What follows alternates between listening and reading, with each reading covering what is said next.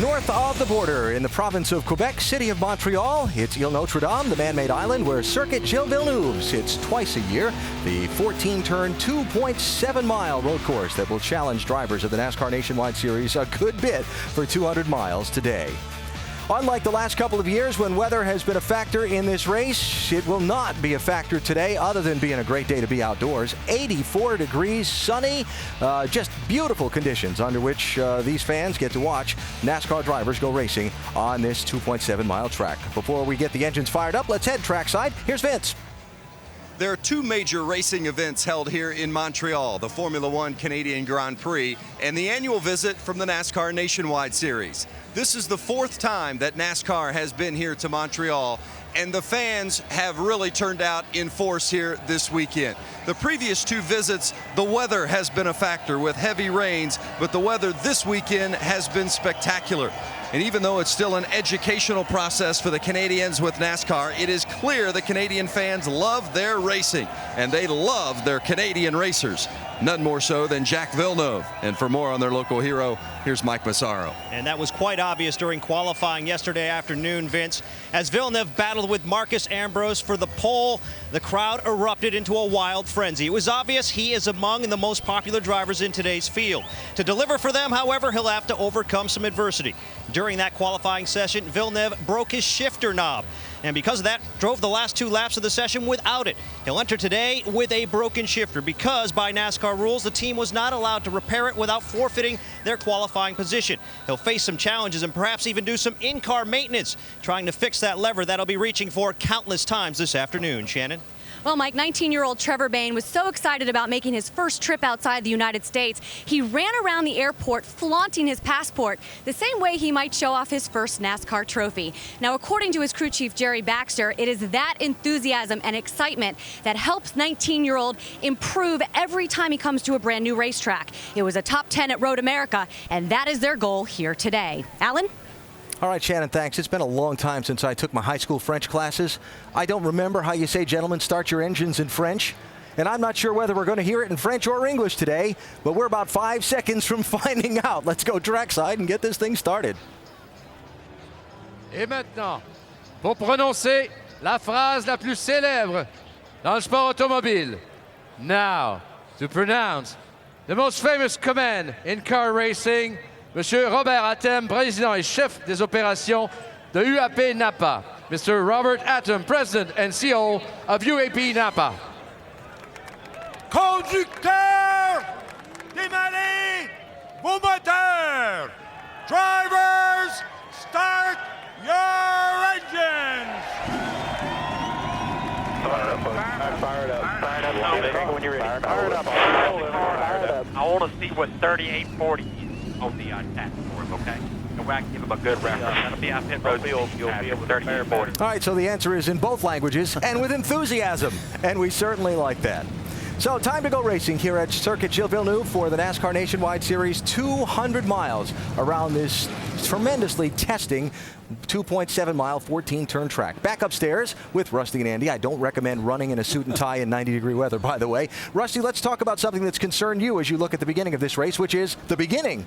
Oh, I'm very concerned about the beginning of this race, Alan, especially going down into turn one. 43 cars side by side going to that particular left-hander right there. It's going to be tough. All through practice, they've been single file, but when you bomb 43 of them down in there, they can wheel hop, they can bend fenders, they can spin out, and we've seen it before. That's my big concern right there. Going to be interesting to see turn one, lap one. By the way, Marcus Ambrose has chosen drivers right, the outside lane on this racetrack for that initial start. Andy, road course races, strategy, always big. What are we going to see today? Well, we really don't know yet what we're going to see, Alan, because, you know, these races have been affected by rain. Beautiful day out here.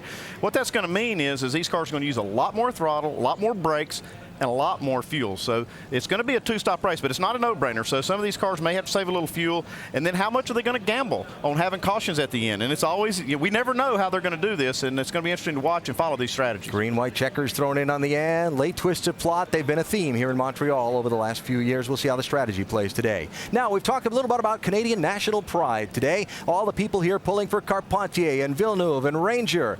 Well, how about a little Canadian national pride going over the wall for Jacques Villeneuve Villeneuve today. This is Sean Pete, the Jackman for the 32 car. Now, Sean's from the opposite end of Canada, right? You're a Vancouver Canucks guy, not a Canadians guy. You got it. That's correct. As far west in Canada as you can go. What would it mean to you to help a Canadian driver win at a track named for his father? It'd be huge. Jacques is an iconic figure in Canada. I mean, so much so he was one of the 6 that presented the Olympic flag at the Vancouver Winter Olympics. So it's a big deal. You know, we'll give him 2 stops today and let him do the rest. And hopefully we're bringing the house down here in Montreal when it's all said and done. There you go. Sean, thanks for carrying the camera. Be safe today. Have a great race. Thanks, guys. Sean Pete, Jackman for the 32 car today, getting ready to go over the wall and carry our over-the-wall reporter camera. Our in-race reporter and an onboard camera carrier is that man, driving the Harvick's 33 very potent machine today. Max Pappas is our in-race reporter. We will talk with him as they roll off for the pace and parade laps next. Well, you heard Marcus Ambrose mention earlier in NASCAR Countdown the terrific fight he and Jack Villeneuve had in qualifying yesterday, trading fast lap throughout the final group session. But it was Ambrose who came out on top to win the Coors Light Pole Award here at Montreal for the 2nd consecutive year. The field forming up out on the racetrack for the beginning of their parade and pace laps. You take a look at the starting lineup across the top of the screen with Ambrose and Villeneuve. Boy, what a front row for this race. We've got 7 terrific onboard views for you today. Some great drivers to ride with. This is Tony Raines, the Nationwide Insurance camera, trying to make sure which yellow suit I was seeing there for Tony Raines. Justin Allgaier, the Verizon Wireless onboard camera. Justin's had his struggles on road courses. We'll ride on board with him today. Steve Wallace has got the 5-hour energy car lined up and ready to go. We'll ride with Steve today here in Montreal, as well as with the defending race winner, Carl Edwards. Got that little T-top shifter in his car again. We'll watch Carl work the gears at Montreal. Our pole sitter, Marcus Ambrose, has our little Debbie onboard camera. We'll ride with Marcus today as he attempts to finally win this elusive race. And then we've got a couple of trick shots, if you will. The foot cam on board with Villeneuve in the 32 from the outside of the front row. That is going to be fun to watch. Our Dollar General camera. And with our in-race reporter, Max Pappas, we'll have the foot shot as well, our Ream onboard camera. And let's talk with our in-race reporter now, Rusty. Max Pappas, Rusty Wallace, ESPN. You got us? Got you, Rusty. Max, this is a 14-turn course. It's a really tough racetrack. My question to you is, what is the most challenging part of this racetrack for you? The corner that we just passed is very difficult, you know, very bumpy. Every place in this track is difficult. Every braking zone is very challenging. You know, you're gonna have to, you know, take care of your brakes, take care of your car, but be aggressive. And I mean, it's just a pleasure to drive the Ream car today. And let me say thanks to Kevin and Milana for the opportunity. All right, Max, we got an ESPN mailbag question. It comes from Julie in Keene, New Hampshire. The question is, do you feel that driving the number 33 car today gives you your best chance to win on the road course that you've ever had? It's a great opportunity. I'm going to go one corner at a time, and we see. All right, Max, thanks for talking to us. Have a great day. Thanks, guys. Very interesting. One moment at a time. He didn't want to get too far ahead of himself. Well, you can kind of feel the intensity level building up, though, for Max. He's got a great opportunity to win today, and he wants to take advantage of it. Now, we are wondering what kind of finish we're going to see in this race today. Speaking of getting ahead of ourselves, we haven't seen the start yet, but Andrew Ranger, driving this 27 car, has already celebrated victory. The last lap of the NASCAR Canadian Tire Series race. Ranger in the 27 has led the whole thing. Here comes Jason Bowles in the 11 in turn 10 of 14. Bump, coming through, new leader. Well, problem was they still had a couple of corners to go. Now coming to the checker flag, last corner. And it stuffs Bowles right in the wall and gets the win. Ranger does. And you knew Jason had it coming too, because he got in the back of Ranger and in the last corner for the win in front of these fans. Great win for him, though. Ranger, a Quebec native, is now going to try for another memorable moment in his home province, Shannon, but he's going to have a little extra work to do. That's right, Alan. And as you can imagine, Andrew Ranger had a huge smile on his face as he was getting ready to be introduced here for the Nationwide Series race. If he does plan on making it 2 for the day, definitely has his work cut out for him. That's because after qualifying 11th, he will have to start at the back of the field because of an engine change. I did speak with Ranger before he climbed in the car, and he said if things go his way and strategy works out, he feels they could have a top 10 finish here today. Mike? Thank you, Shannon. Boris said has raced on road courses all over the world, and he says you will find no track anywhere as demanding on brakes as this one right here. Horace says he feels that will play into his hands. His vast experience in road course racing has enabled him to learn how to be conservative with brakes, in particular in his endurance style of racing. Today, his plan is to be conservative.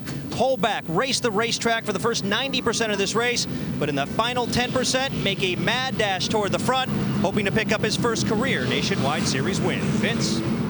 Quebec native Patrick Carpentier is in a NASCAR Nationwide Series car for the first time since this race 1 year ago.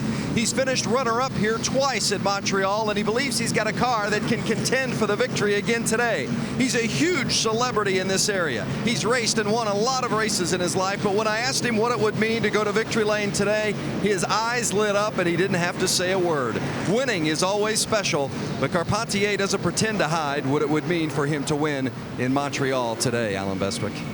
All right, Vince, thanks. Now, remember Jack Villeneuve, Mike did his report a minute ago about the shifter knob and perhaps some attempted repairs on board the car by the driver. Well, this from the onboard camera on the pace lap a minute ago. He pulls over, he stops, waves everybody by.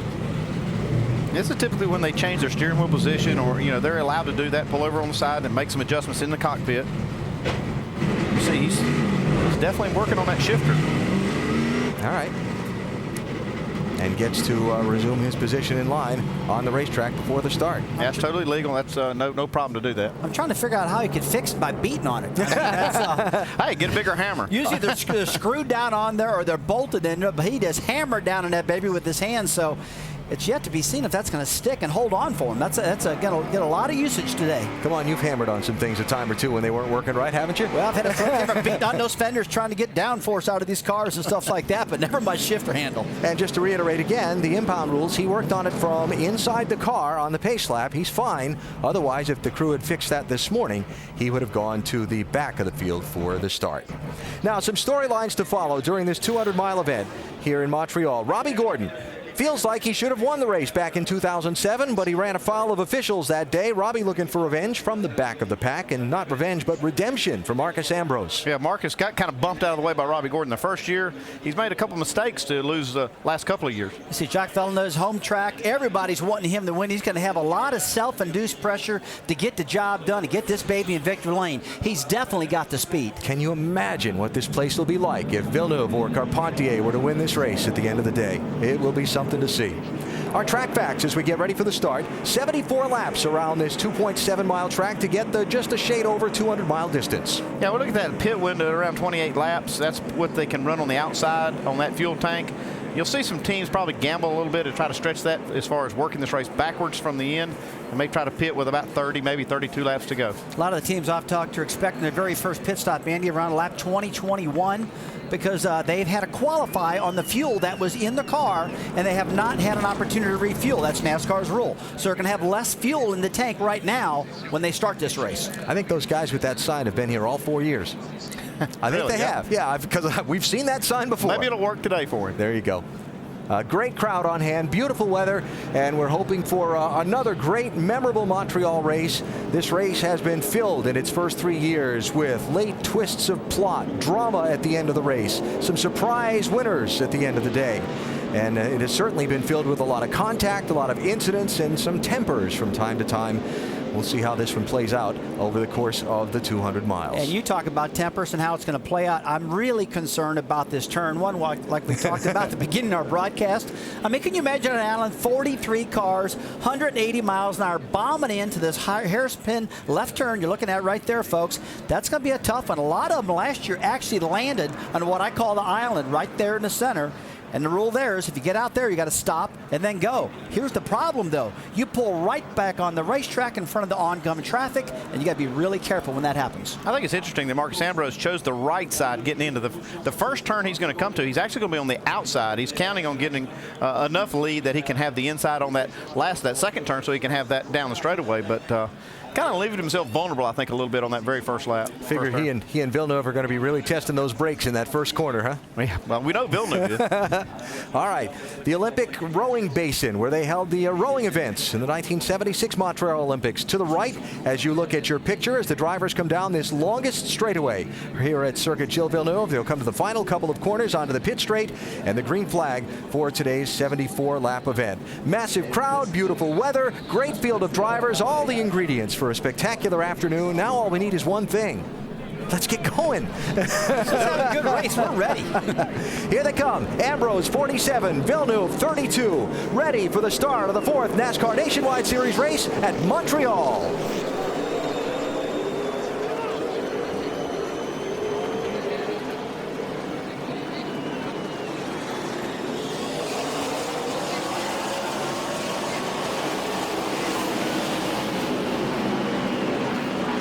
Can you say hole shot? Yeah, he got a good jump right there, and that was the key to making it where he can run anywhere he wants to on the racetrack right through these two turns. But look at these double file. Look at the accordion. Oh, here it goes. A lot of give and take right here.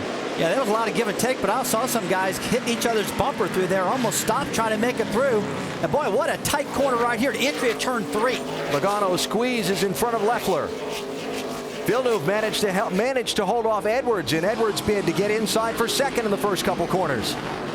You see Max Pappas now making a pass on Brad Coleman. These drivers are probably already thinking about the brakes, thinking about things they got to manage. I talked to quite a few of them, and they were very concerned about getting around the course, letting it spread out. And I believe we just saw one car in the back go around, guys. There it is. Justin Marks in the 43. Looks like he's disabled there. He is over in turn number 7 of the 14 turns, and the question is, you see the official walking out to him as he pulled off in a safe spot where we'll be able to continue. We'll keep an eye on that. 3rd place, Logano, Edwards, 20 and 60. Starting down the back straightaway here, this long straightaway, one of the longest in all of NASCAR. Drivers reach about 180 miles per hour as they enter turn 13. Now this is the part of the race that you want to really use the brakes to your advantage, because you can gain a few spots right here. You see Carl Edwards is going to dive out here and try to outbrake. Logano doesn't get it done there, but this is the time to actually use them before they get strung out too far. Then you can start saving the brake. Now there are rules about that last curve you're seeing right there. If you miss it, if we see somebody, we'll tell you what it's about, but you can't just cut that corner short if you get it wrong going in there. You know, watch them exit in turn 14, way up on that curb, the car's in the air. They do that a lot. They could really tear up the brake scoops, fenders, stuff like that, Andy. That'd be one concern of mine. Those curbs are very violent and very destructive to the car, so drivers are really going to have to watch it over those curbs. All right, after the first lap shakeout, scoring coming by top of your screen. You see Logano got by Edwards to pick up the 3rd spot, while Villeneuve pursues Ambrose at the front of the pack. And Mark's car able to be pulled to a safe area, so we stay under green. And boy, that's a tough deal for Justin Marks. He's disabled over there, can't get the car going. First lap of the race, yeah. Big race. That's a sickening feeling. Down to turn 8. Now this is the part where if I was Jock, I'd really be managing these brakes right now. Don't drive too hard. Get a good feel of this car. Well, it kind of looked like he gave up a little bit getting into those 2 turns right there, so he is maybe easing up on those brakes some. Let's check downstairs, Mike.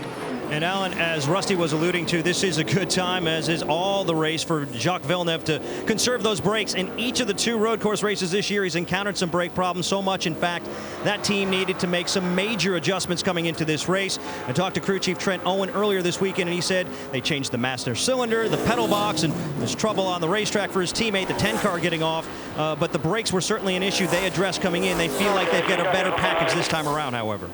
All right, that Taylor Malsom spin was at the exit of turn 9, coming down to the hairpin. You see he was able to fire it up and keep going. 59 of Kyle Kelly involved there. Or was he the first one to go? Yep. He may have got a little contact, and you see the 10 get tagged trying to avoid it. Looks like that's Andrew Ranger getting some damage from that too, and he'd already gained about 13 spots since the start. And wrinkled up his fender pretty good. Ranger running in 31st now. Marcus Ambrose got the lead off the start. He is out in front here in Montreal. Things happening throughout the pack in this. Let's take a minute and show you some of it. Andrew Ranger off the course. We saw the 59 car go around, and it was because of contact with the 27. Watch coming off this corner. Well, actually, the 27 is trying to avoid some of this. I'm sorry, the 10 car. Yeah, and you see right there, Andrew Ranger gets his hood really killed, and he's back in the pit, Shannon. You see him in the garage right now. He does have his window net up, and the guys are working on this car. Broken radiator is what they said, so they're going to try to get that replaced and try to get him back out on the track. But I told you before we went green, he had high hopes for this weekend. This team has actually been very good on road course this season. They were really looking for a strong run here at Montreal today. Well, that's a tough break for the Quebec native. Now, just as we were about to see the full course caution, Brad Keselowski, 22, Brad Coleman, 18, racing for a spot. Uh-oh. Little contact here. This goes back to a race that we had at Elkhart Lake earlier in the year where they had some contact. I believe that might have been a little payback. Remember, the 18 was leading. 22 bumped him on a restart. 18 was no longer leading. And so this racing for 9th position on the 3rd lap of the race. It's like Brad Coleman's got a long memory. It goes all the way back to Road America. On a restart here, you see Brad Coleman in the 18 leading the race. Down the hill toward turn number 1. It's Keselowski right behind him in the white car. When they got to the corner, coming through. And the drivers remember that. Coleman remembered that. He said, my next shot is when we get up to Montreal. And boy, he set him up and got into him, got himself sideways, but I think that he might have got a little damage on that left front fender by doing that. Yeah, all right. You can see some. Here's what the 22 had to say on his radio. You knew that was coming. Left, right side here, lined up here. All right, I'd say we're even now. Yeah, we're more than even. He lost his fender.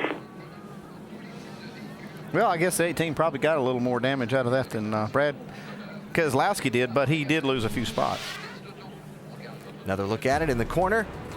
And you saw the wrinkle on the left front fender of the 18 car. We'll see if that affects the handling of that machine as we go through much of the distance in Montreal. Verizon Wireless customers, text CHAMPION to 43776 for exclusive Champion Chats content from the NASCAR Now Roundtable experts. Justin Allgaier in the Verizon Wireless car, chugging around under caution in 20th place as we get ready to go back racing here at Circuit Gilles Villeneuve in Montreal. Couple things to catch you up on during the caution flag. Robbie Gordon, remember, he had to drop to the back of the pack from 16th starting spot after shedding that brake cooling hose and duct during his qualifying lap. Well, Robbie made some progress in the early part of the race, and now he's back at the back of the pack again. Well, he's passed a lot of cars at the back, and he can pass them pretty easily. And it's a good opportunity to just come in and get some tires and maybe even make an adjustment. Found something that maybe he could make his car a little bit better, come in and make those changes and go back and start over. Yeah, when you're back there, it's almost like a free stop. He can do whatever he wants. Mike, what's he saying down there? Well, guys, actually, they didn't take any tires at all. They stopped on consecutive laps just to pack it with fuel. It seems like that's their strategy. Well, okay, tires cost money. Gas is free. Got to do something different than everybody else is doing if you're going to get some track position, right? Yeah, I mean, that's the thing. When you're stuck back there, you say, okay, what can I do to use this to my advantage? And, you know, you start figuring different strategies, and I'm sure they've got something up their sleeve. Gas isn't free for most of us. But of course, with the Sunoco fuel for NASCAR's National Series, it is. Yeah, they provide, Sunoco provides fuel for all these cars, and like I say, you got to pay for those tires when you put them on. That's it. All right, doubling up for the restart. Here's a look at that left front on the 18 car. It's got some pretty good damage there. See that quarter panel now on the 10 car as he goes by, or the 11 car actually, I'm sorry. A lot of contact back through there. Three laps in and already got some body men shaking their heads saying, well, glad we don't have another road course race this year. And in fact, don't have another road course race with this car, because next year the road course races will be with the next generation car. Bring nothing back but the steering wheel kind of day? Kind of a throwaway. You never know. Added a lap to the caution. We'll come back for the restart to Montreal. Make sure to go to Goodyear.com and check out Goodyear's Support Our Troops program. There you can send a thank you message from a NASCAR driver, enter for a chance to win a 2011 Ford Taurus, or win other great prizes. Learn more at Goodyear.com. We are getting the signal right there that we're going to go back racing when the field gets to the start-finish line. Seeing some strategy unfold. Robbie Gordon talked before the race about giving up his 16th starting spot and going to the back of the field. He was going to have to try something different than everyone else to try and get some track position back, because all that matters to him today is to win. So, Andy, we've seen him stop 3 times on pit road now under this caution and top off the fuel. What's the end game? Well, what he's probably trying to do is, he's gambled a lot that he can make it on just one more green flag stop. And that would mean he would have to go 35 and 34 laps now in these next 2 segments. That's outside of everybody's fuel range, but if you get enough cautions, you can do it. I mean, we've run quite a few laps under caution here. You get about twice the fuel mileage under caution that you do under green. So if we get enough caution laps, he might win that gamble. I can't see anything wrong at all with having more gas in your car than anybody. And that's what he's got right now. So it gives him the option in case something crazy does happen. And just like you guys said, we have seen crazy things at this racetrack. Yes, a lot of cautions. We have no idea how many there's going to be. But I do like Robbie coming in, putting that fuel in their car and have that option. Look at the crowd. What a great event this has become. Villeneuve got jumped pretty good on that first initial start. I wonder if he's going to make an adjustment here. Well, have a look at what we saw from on board as he came to the start. Remember, we got the foot cam on board the 32 car with Jack. And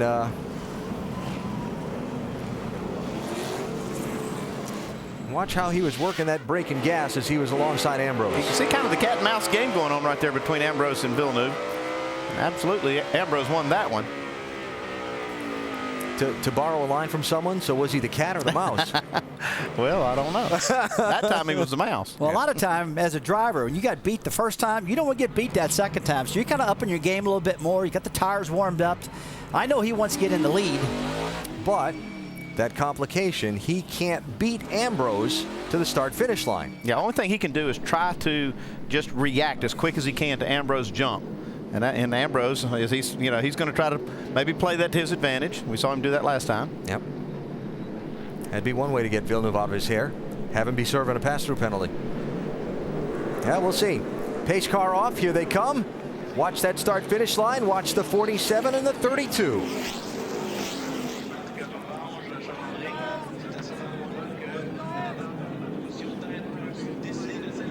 Restart zone starts right there. Wow. Hey, got him again. Oh, Ambrose must be talking to John Force or something like that. Now Edwards again to try and stick the nose to the inside of Villeneuve in 2. Whoa, accordion contact. There we go. Edwards got a little fender under there, and he's not going to make it. Look at him back there. 3 wide. That's cool. Now, did Carl get any fender damage? Not sure. He stuck his nose in there pretty early in the race, trying to force that. Later in the race, you'll see people try to force the issue in that corner. What he did get was 3rd place back from Logano. Yeah, he did. Hey, those first 2 corners are the most stressful part of the race. Trying to get yourself in line when you're getting the back of you run into and guys in front of you are stopping. You got to have a lot of patience going through this part of the racetrack on the first get-go of every single restart. Boris Ed told us in our track description from the drivers at the beginning how this was such a technical and complex part of the track.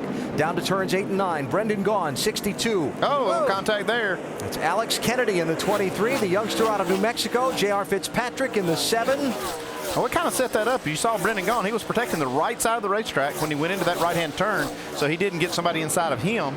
And that put Fitzpatrick kind of at a disadvantage. Parker Kligerman, the inside move on Kennedy. That's going to be for 17th place. These guys can't use these cars up too much because they're not near as tough as a new car that's coming for next year in the current Sprint Cup car. Pretty weak in the front end. They bend these fenders up, and these things don't handle real good after that happens. Kligerman in that bright red Dodge now looking to hold that spot through the right, left final corners. Look out, that wall comes up quick. I'll tell you, Kennedy gave him a lot of room right there. That was some good racing. Shannon? Parker Kligerman had a long weekend. He actually broke a sway bar in final practice and didn't get many laps before he had to go out for qualifying. He was a little bit nervous before he went out because he had to qualify on time. Great kid inside that car, part of the Penske development driving, and he is looking forward to this race today. It is his first road course in the Nationwide Series. He did run an ARCA race on the road course and won it, so those guys down there on his team are very optimistic about today. Big pressure for 2nd place here. Ambrose is gapped a little bit. Oh, man, we got some, right back in the same group. Kennedy. This looks like Brian Scott, Alex Kennedy there, tore all up. Brian Scott's got some real damage. That is in turns 3 and 4. He's destroyed the back of that car. Oh, yeah. Driver's side, really? Yeah, he's done. That's a big, big hit out of Brian. I'm all right. We got no caution yet. Really, they're still really racing on another there. part of the track, so there's not a factor just yet. Yeah, there's going to be one in a second, though, and here it comes. Yellow flag out. And another look at what happened here. Oh, looks like Alex Kennedy just lost it, man, and just slams into Brian Scott. Bad luck for Brian. Yeah. Just a victim on that one. From Justin Allgaier. Oh, and he almost got by. Man, that's too bad. Wow, we just about got wrecked. Ooh. And boy, that's getting blindsided just like that. Brian's got to be saying, what in the world just happened? I didn't see that coming at all. All right, so yellow flag number 2 in that 11 car as he tries to drive it back around. Is going to be shedding parts and pieces of metal. And I can't believe how bad that car got tore up. It was a hard hit, but I didn't think it was that hard to tear the whole back of the car clear off. Those guardrails don't give. No, they don't. You're right. And these cars are, like I said, not near as strong as these new ones they got coming. Boy, look at that thing. He might be best to just park that thing and let him bring it in on wrecker for whatever's left of it. Second caution out, 7 laps complete in Montreal. Well, baseball's got its Yankees, but hockey's got its Montreal Canadiens, 24 times Stanley Cup champions. The museum down by Bell Center commemorating some of the history of hockey's greatest franchise. Look at those rings. Hey, look at that scoreboard. A Boston fan like me is just jealous. I'll say it out loud right now. Canadian fans everywhere around Circuit Gilles Villeneuve as we watch action reminiscent of a Bruins-Canadiens game over at the Old Forum. A lot of body checking going on out here. This is Brad Coleman and Brad Keselowski. Don't you think those guys have a rivalry like Bruins-Canadiens going on? That was almost offsides right there. And then the reason for the second caution of the race. Oh, Alex Kennedy losing control. And now that's a body check. Brian Scott, yeah. That might be called for boarding if it was a hockey game. Coming back around and dropping bits and pieces is Brian Scott, just trying to drive it back in. Maybe he subscribes to the Ken Schrader theory that if you drive it in, it doesn't go on your resume as a wreck. I always counted him when he drove my car in like that. That wouldn't work with me now. Yeah, I know it. I'd count that against you. He turned one of mine over one time on a road course. Really? Schrader did, yeah. Well, I'm not sure how to answer that except, things happen. Hey, don't forget, Tuesday night, NASCAR Now is on late night, 1 a.m. Eastern time with all the latest going-ons in racing as we get ready to go to Atlanta. The NASCAR Nationwide Series on Saturday night, 6:30 Eastern, ESPN2. The NHRA Mac Tools U.S. Nationals. It's Labor Day weekend. It's the U.S. Nationals at Indy for the NHRA. Qualifying Sunday, 10 a.m. Eastern and 5 Eastern ESPN2. The finals on Labor Day at 1 Eastern on ESPN2. And don't forget the NASCAR Sprint Cup Series back in action next weekend. Sunday, 7:30 Eastern ESPN from Hotlanta. We begin with NASCAR Countdown at 7 Eastern. Just a couple guys at the back of the pack have pitted under this caution. While they continue the cleanup, we'll whip through another break and come back for the restart in Montreal. Back live at the NAPA 200 in Montreal. Make sure to go to NASCAR.com for all your latest NASCAR information. Wrapping up what is the second caution already of this race in just its first 9 laps. Couple of crashes as we get ready to go back racing, have shuffled things around. Marcus Ambrose has led all the laps so far. Brad Keselowski, the championship leader, runs 12th. Biggest mover in the field, Tommy Dreese, the Trans Am star, who's up 14 spots. And highest running rookie is Colin Brown, who runs in 15th position. Well, just about the time I keep talking about the restarts and going into turn 1, what is this going to be, the 3rd or 4th time now they've got to go through there? Yeah, a 3rd one. And Marcus Ambrose got to try and get that jump on Jack Villeneuve again. It's been an accordion every single time they go through the turn 1 and 2. Real slow portion of the racetrack. In fact, Marcus Ambrose told us at the beginning of the race that he thinks one of the key spots to make up some time is that very slow corner on the exit of turn 2. He likes to be really tight to the inside of that corner. You know, the first part of this field can get through that turn pretty well if they give and take some, but then it starts to stack up. Like I said, that accordion effect really starts backing everybody's braking point up, and it kind of catches those guys in the back by surprise when you see them get into each other. So far, no real heavy fender damage in the accordion. We'll see if they get lucky a 3rd time. Watch for the restart zone markers. On this side of the left side of the screen, as you look at it, there'll be orange cones stuck in the fence. There's the restart zone. There he goes.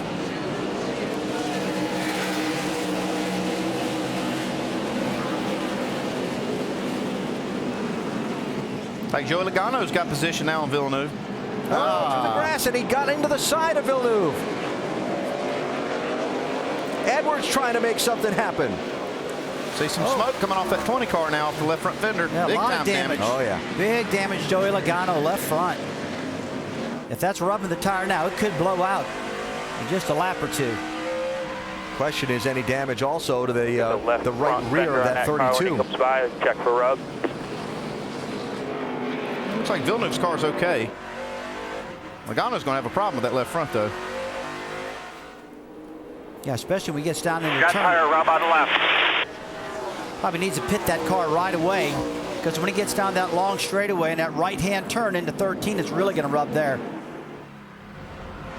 See Carl trying to set him up for a pass right here. Tell you, Andy, these restarts, especially into turn 1 and 2, we see this stuff at this particular track a lot. This is lap 11. Think what it's going to be like on lap 70. Edwards trying the outside of the hairpin. Turn 10. Now the left-hand kink. Turn 11. Yeah, this is going to work for Carl right here. Had a good run off the corner. He's going to get this, make this pass on Logano. I'm sure Logano ought to think about pitting here. Yeah, I wouldn't mess with that much. Bad. Yeah, he can pit right here, fix that, and get out without losing a lap. What are you gonna do? I think you need to come. You see Boris making it. Yeah, here he comes to pit road. Boris said makes the pass before he goes. That's a smart move of Joey That was Logano. smart. Go ahead and take it right now. Put some fuel in this thing. Bit that fender back out. Look at the big picture. What's the big picture? His Cup car. That's the big picture. Risk versus reward. And I think this is a good thing he's just done. I think it's good for the race. If he fixes his fender, gets some tires on it, gets it full of fuel, gets out without losing a lap, he might be able to roll the dice here and make it on one more stop. Mike? And everybody ready to go in action. The team ready as Joey comes down pit road, hits his marks right on the spot. The car's been a little bit tight, especially when he's been hitting the curbs. Not making any serious adjustments, however. Perhaps an air pressure adjustment on the 20 car. 4 tires, and Kevin Kidd's instruction to the team, make sure we pack this car with fuel. They don't want to leave anything to chance. The work on the left side still going on right now. A little bit slow on the front. They've got a problem there. They finally do complete that tire change, pulling away the fender. Yeah, you're good. Oh, no. And then stall the car. Logano's slow out of pit as he stalls the car. Caution on the racetrack. Mike got a 5-car jam up out on the backside of the racetrack that has blocked the track for a moment. Robbie Gordon's in it. Paulie Haraka, he's tore up big time. See Morgan Ricky Shepherd? Ricky Stenhouse. Man, Stenhouse car's got a huge amount of damage on the front. He can't even see. Unbelievable, guys. I'll tell you, that's a big break for Logano. He makes that pit stop, gets the tires, gets the repairs, and back out on the track now. With this caution coming out, he can catch back up. He could probably come back down now again and really reshape that left front fender more yet. Yeah, he might want to stay out, though. If they've got it fixed, he might want to stay out here because some of the cars might make pit stops at lap 11 and 12. Probably going to be a few laps getting this cleaned up. This whole race strategy thing's getting ready to change right now with all these cautions about when these guys come down to pit for fuel and tires and get them in their window to make it to the end of this race. All right, Tony Raines all torn up.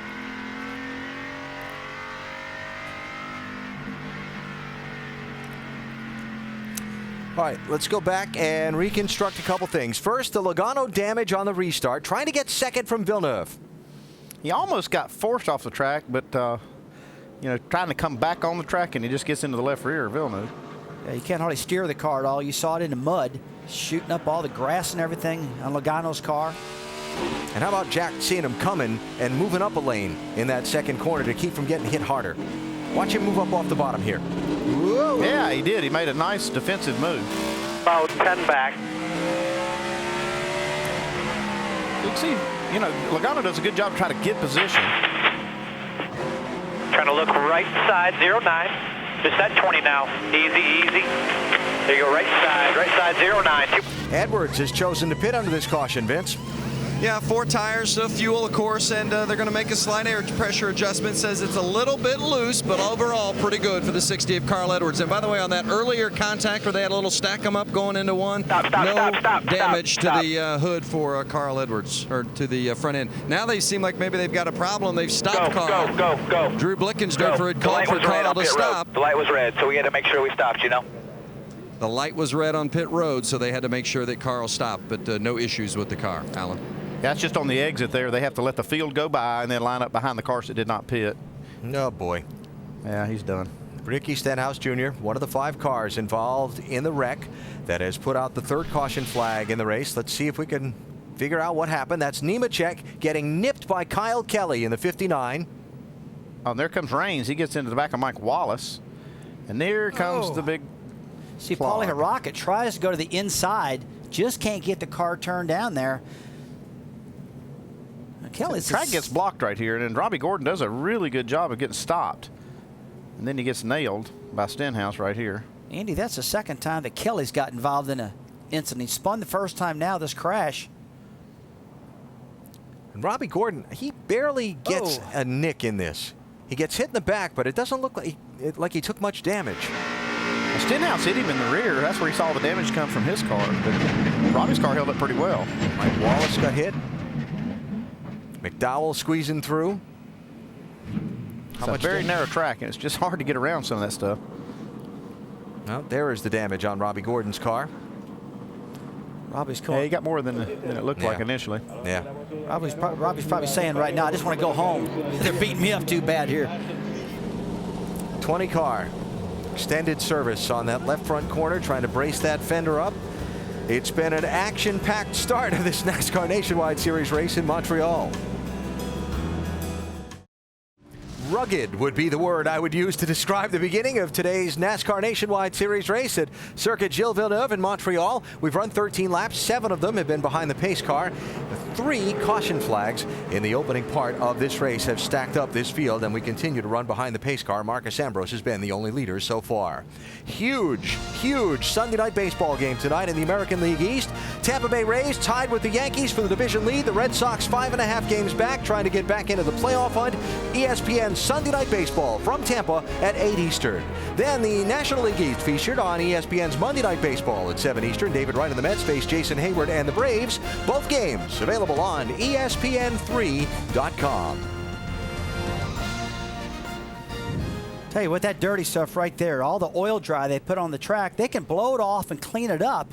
But I actually watched Alex Kennedy come through and hit a lot of that, and I personally think that's what caused him to spin and get into Brian Scott. And I think these guys are definitely going to have to negotiate that slick racetrack for at least a couple laps after they get going. Well, Robbie Gordon was on pit road a lot for fuel strategy earlier. Now he's on pit road for repairs to the back end of that 07 car. Yeah, it changed a lot of things. Man, look at you see the 87. Both of Joe Nemechek's cars got torn up. Yeah, and the 87 and 06 teams are being asked to have a little visit with officials after the race because they continue driving around the racetrack, distributing some of that fluid that's being cleaned up now. How about our in-race reporter, Rusty? Max Pappas is running in 6th. Max Pappas, Rusty Wallace, ESPN, you got us?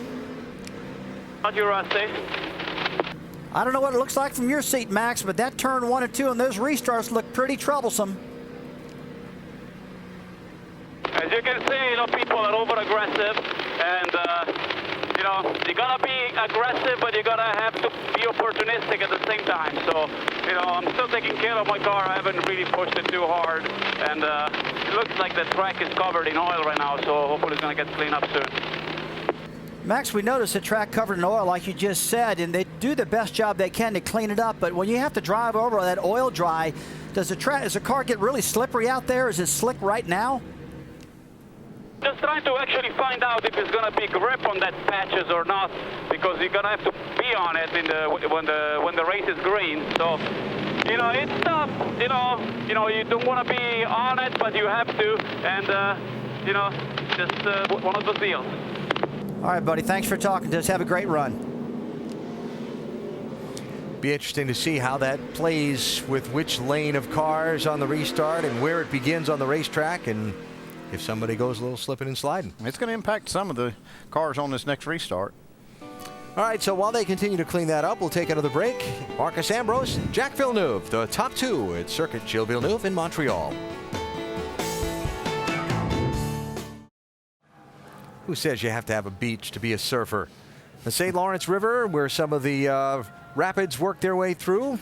Some of these guys have been surfing right in that one spot all weekend long. That water's got to be cold. Yeah, my luck, I get out there, there'll be sharks out there. No, come on now.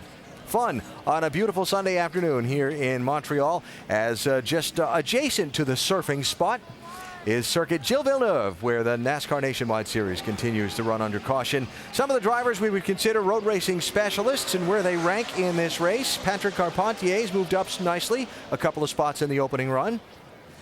Good smooth run out of Carpentier, just keeping that thing on track and managing those brakes. We talked a lot about the brakes earlier, and Andy, you said a little while ago, hey, I don't think there'll be a problem because we keep having these cautions, and you're probably right. That's bringing longevity into these brakes. Yeah, it's really changing the fuel mileage calculations too. So, you know, a lot of crew chiefs down there thinking, well, I might want to recalculate now with all these cautions we're having if it's going to keep it up. Carl Edwards pitted from 4th. He's now in 24th position on the racetrack. Did they mean to have him come into pit on this yellow? Well, Alan, he was the only front runner that came to pit lane, that's for sure. But he and Drew Blickensderfer, Carl Edwards and his crew chief Drew Blickensderfer, did have that conversation, but certainly looks as though it's working out for the best. Yeah, I thought you might have been trying to tell me to stay out, but it was too late, man. I had to go with what I knew. That's about 3 laps shorter than I wanted to come, but I think this caution is going to be 4 or 5 laps, and the way this race is going with cautions, I think that's going to be okay for us. Okay, 10-4, yeah, that'll be nice. Be in front of all those guys at least for a while anyway.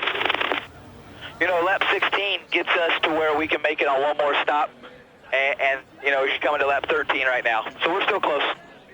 Yeah, so that was conversation from a few laps ago. Now on lap 16, coming to lap 16, I just spoke with Blickensderfer a moment ago, and he said, we're good to go, no problem, we're going to go one more stop. So certainly looks as though this strategy might be paying off for Carl Edwards here in the early going. Alan? All right, Vince, interesting to follow how the I wasn't supposed to pit, but I did, and it's going to work out strategy for Carl Edwards runs throughout the afternoon. We're going to restart, but they've called it off to clean up some more of this oil dry, so let's check with one of the drivers involved in this 5-car wreck that's put us under yellow. Shannon? And Ricky Stenhouse down here helping his guys work on this car, trying to get it back out onto the racetrack.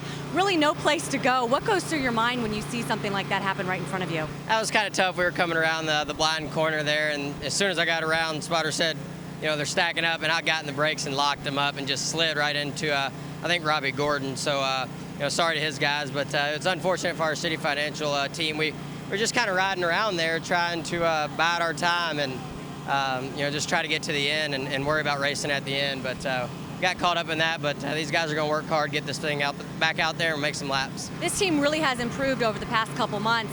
How important is it for you to get back out there today? Oh, it's important for us to get back out in any race, but over the last month and a half, we've been running a lot better, been running a lot faster. You know, this road course is not really my style of racing, but we were learning, and we got faster all week, and just glad to be able to do it, and hopefully we can get back out there. Gonna let Ricky get back to his guys working on this car, trying to get it back out onto the racetrack, guys. All right, Shannon, thanks. A little more strategy here. Here's Patrick Carpentier giving up 7th spot to come down the pit lane for some service under this extended yellow. As Booty Barker, his crew chief, saying we're going to pack it full, Vince.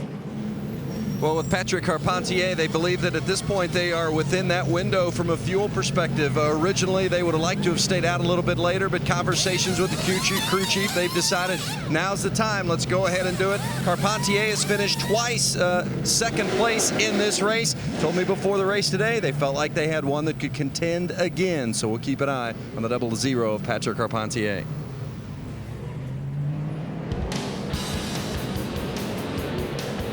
So Carpentier rejoining the chase as we get set to go back racing in Montreal.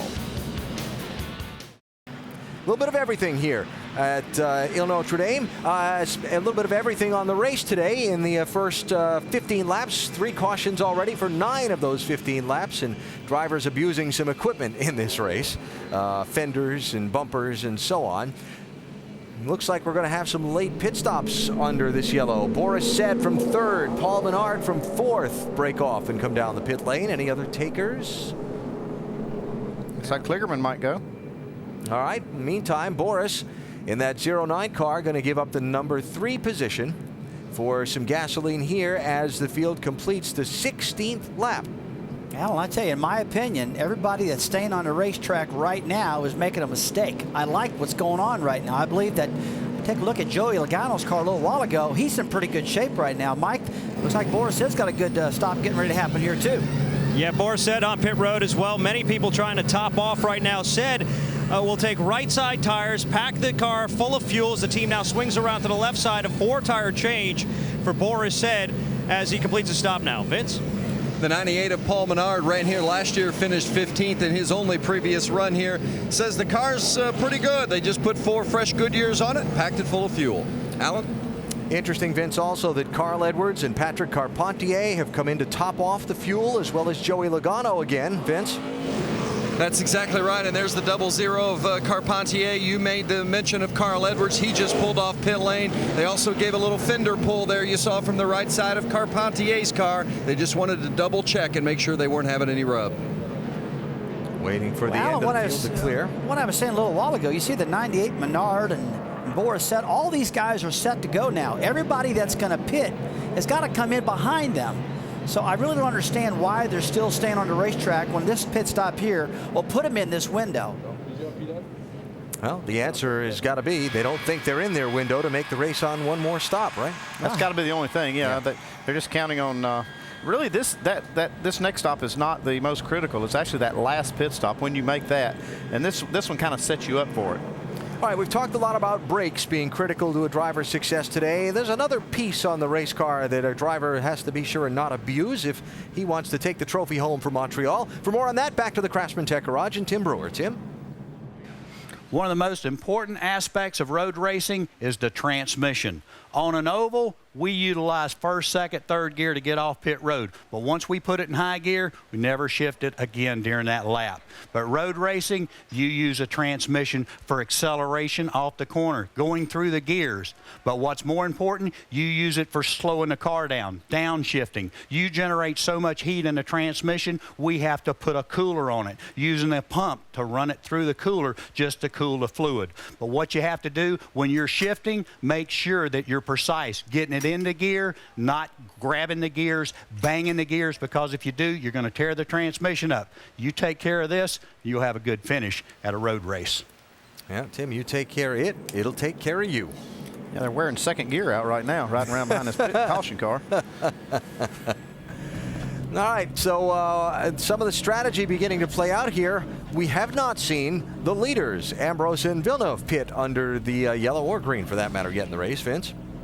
Well, Marcus Ambrose and his crew chief, Frankie Kerr, have had the conversation about whether they should come like everybody else has. And Marcus said, are we in our window? And Frank said, no, we've got another 3 to 4 laps. And Marcus said, there's no sense coming if we're not in our window. So these guys have decided to stick with their strategy that they had coming into this race, while some of the others have been a little bit more flexible and changed in midstream. But Frank Kerr just a moment ago said, we've still got 3 or 4 to go to get to where we want to be. Well, there's a lot of teams that have to gamble to try to beat Marcus Ambrose and Villeneuve, these real good road racers. But Ambrose, on the other hand, he doesn't need to gamble. He's got a good car. He can pass cars if he needs to. What he doesn't want to do is beat himself, or beat the team beat themselves by trying to gamble too much on fuel. Well, we've all got different opinions. There's no doubt about that, when these guys should pit or not. And I really respect these crew chiefs, but we're having so many cautions at the moment right now. I think I would go ahead and take the gamble and take a look at it, because track position is everything in the world. I will say, a lot of the cautions we've had during this race have been in the back of the pack. So being in the back of the pack, trying to muscle your way back up to the front is a bad thing also. And we'll see. Remember that accordion down in turn 1 we've seen on the first couple of restarts here. Let me just mention now that of the people who've pitted, first of all, the top 14 in the race have not stopped. Of the guys who have been front runners who pitted, you've got Paul Menard in 29th place. Boris said 30th. Carl Edwards 31st. Carpentier is 33rd, and Joey Logano is 35th at this point. Robbie Gordon is up to 20th by some of the strategy and repairs they've been forced to pit for in the opening 16 laps of this race. Well, that's because we had a handful of cars that pitted just on that last lap. He gained a bunch of spots right there. Yep.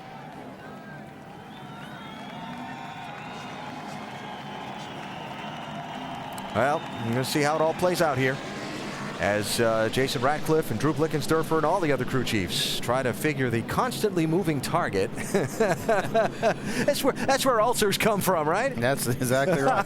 I see Parker Kligerman lined up there. He's actually lined up in 10th spot. He did not pit that last time, even though it looked like he was going to.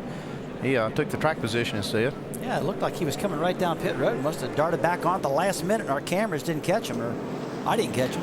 Fourth chance for Jack Villeneuve to try and get or stay with Marcus Ambrose on the restart. The cones right of your screen. That's the restart zone. Those 2 orange lines on the wall. Yeah, Villeneuve did a better job that time. Looks like he's even got just a little bit of position on Ambrose. Listen to the fans. Right here is where you get in trouble. He just ran him out of room right there. Villeneuve just tried to run Ambrose in the grass. It didn't work out. Well, you can see they really, I think they really squished up defenders in front of Marcus Ambrose, left side. Take a look at this, guys. A lot of damage by that big muscle move he made on the Exeter turn 2. Well, Villeneuve tried to squeeze him down off the racetrack. Marcus Ambrose said, no, I'm not having any of that. Yeah, I don't know if that paid off good for him or not. He come out on the losing side. He's got the lead. Well, he kind of got forced into it. Right front damage on Marcus's car. Left side damage is on his car. Look, you talk about how that speedy dry. You can see how loose that 32 was right there. Now, is that fender on the left front of that 47 going to be enough of a problem on that tire? I don't see it smoking like we saw.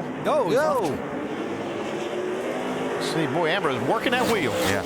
That track is really slick right now. A lot of these guys actually need to run off of line, much like you do in the rain, to stay out of that oil dry to get the grip you need right now. So through the strategy, through the restarts, all the rest, Pappas up to 3rd, Leffler 4th, Coleman 5th, Fellows 6th, Steve Wallace to 7th, Keselowski is 8th.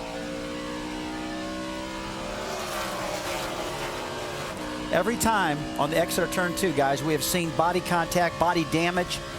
It's a good shot of Marcus Ambrose left front. Look how much damage is on that car right now. Yeah, and that's what I'm curious about is, A, Rusty, is that going to get into the tire at all? But B, is it going to affect the handling of the car enough to maybe even that 32 up with it? Well, it will affect the handling somewhat, but this is kind of a slow course in these corners. It's not going to hurt him much in those slow corners because aerodynamics are not nearly as important there. You've got an incredible driver there, Marcus Ambrose, also to kind of make up a little bit of the loss of the aerodynamics. His driving technique is just so good. He can make up some ground, but still, you don't want that damage that early. Looked like Villeneuve was just trying to force something there on that restart. You know, he kind of had position, a little bit of position, tried to take advantage of it, and Ambrose says, no way. Ambrose wasn't hearing it, was he? Yeah. Let's go on board the 32. This is his restart now.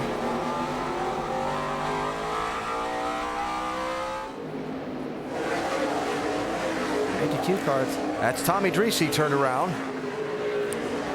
No full course yellow. Track is still green. Yeah, Tommy did a great job too. He picked up 17 positions. Gave them away right there. Gave every one of them away. You're right, Andy. That's a sick feeling. Looks like he's going to be able to get away, and we will stay under the green flag. These guys just need to log laps right now. That's. Oh, look at that! In the world. Ron Fellows, Steve Wallace. Come into the hairpin. Yeah, you can see the teammates of Kligerman and Keselowski racing, and there goes Fellows back out on the track behind them. Tried to cross over behind him and didn't have enough room. Just misjudged it. Yep. Oh, man. Well, Steve was lucky not to destroy his car right there. Yeah, he did a good job holding on to that thing right now. You could see that guardrail being like, oh, man, when you get turned the wrong way, he's coming in to make his pit stop. This is probably a good thing. If he get in and out without losing a lap, he can make this pit stop and get it out of the way. Yeah, it takes a long time to get around this track. And it's like you said, Andy, this could be not a real bad deal if he can get down under green and not lose a lap. Got some nose damage on that 88 car for Fellows, and they're still locked up in a tight fight for a spot. J.R. Fitzpatrick in the 7, Kligerman in the 26, Trevor Bayne in the 99. This is all going on for 7th, 8th, 9th, and 10th. Now, we saw Michael Annett off the pace a minute ago. He spun around a second ago.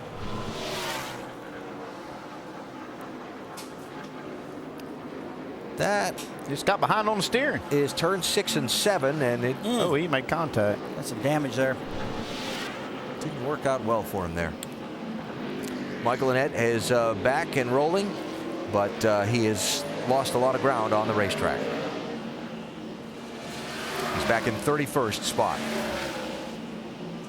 So now, when are we going to see some of these other guys like Ambrose, Villeneuve, Pappas, Leffler peel off in pit? I predict next lap you're going to start seeing some of the leaders come down under green, making these stops. Andy, I agree with you. I think it'd be smart to get on down under green, just like you said, because you don't want to pit under caution and have to line up behind these guys. Go ahead and get this thing on pit road right now. Get back out. Yeah, we got a big time smoker. It's like Stephen Wallace is smoking big time. Turn one related to that spin or not. Turn one of these things around backwards. It's generally not good for it, right? Makes you wonder if it lost an engine or something like that because of all this, because of the spin. See all the smoke right there. Could be losing some oil. You saw Villeneuve. Yeah, the caution's out. Full course yellow, full course yellow. Now we will see some pit stops. Yep. Oh, yeah, that trail behind the car is not a good one. Yeah, oh, man. Oh, my goodness. There's a ton of oil coming out of that thing. Yeah.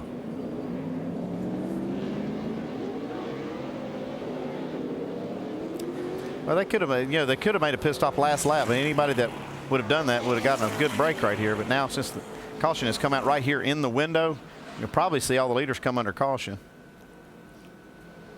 Well, that's tough luck there for Steve Wallace, who is closed. Stay out if the pits are closed. They should be closed.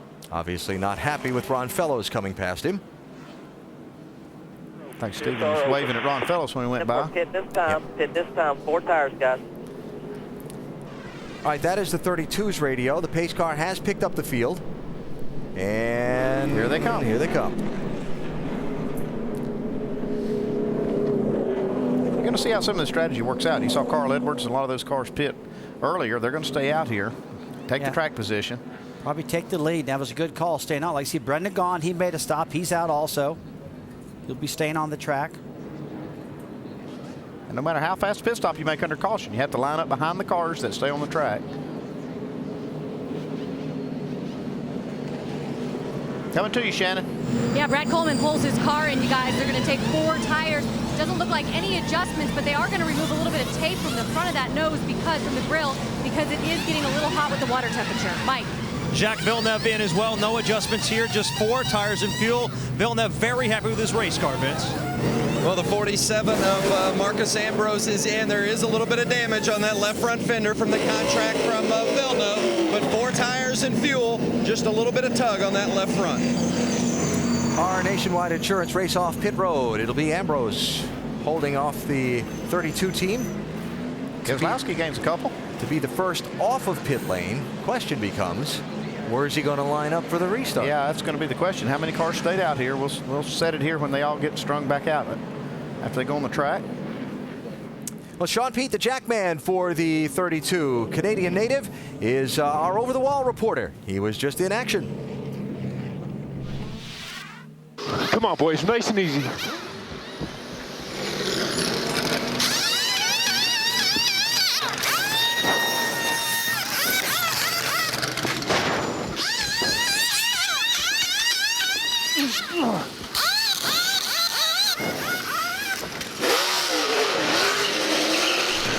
That was a good job right there. That's a tough job, Jackman. Absolutely.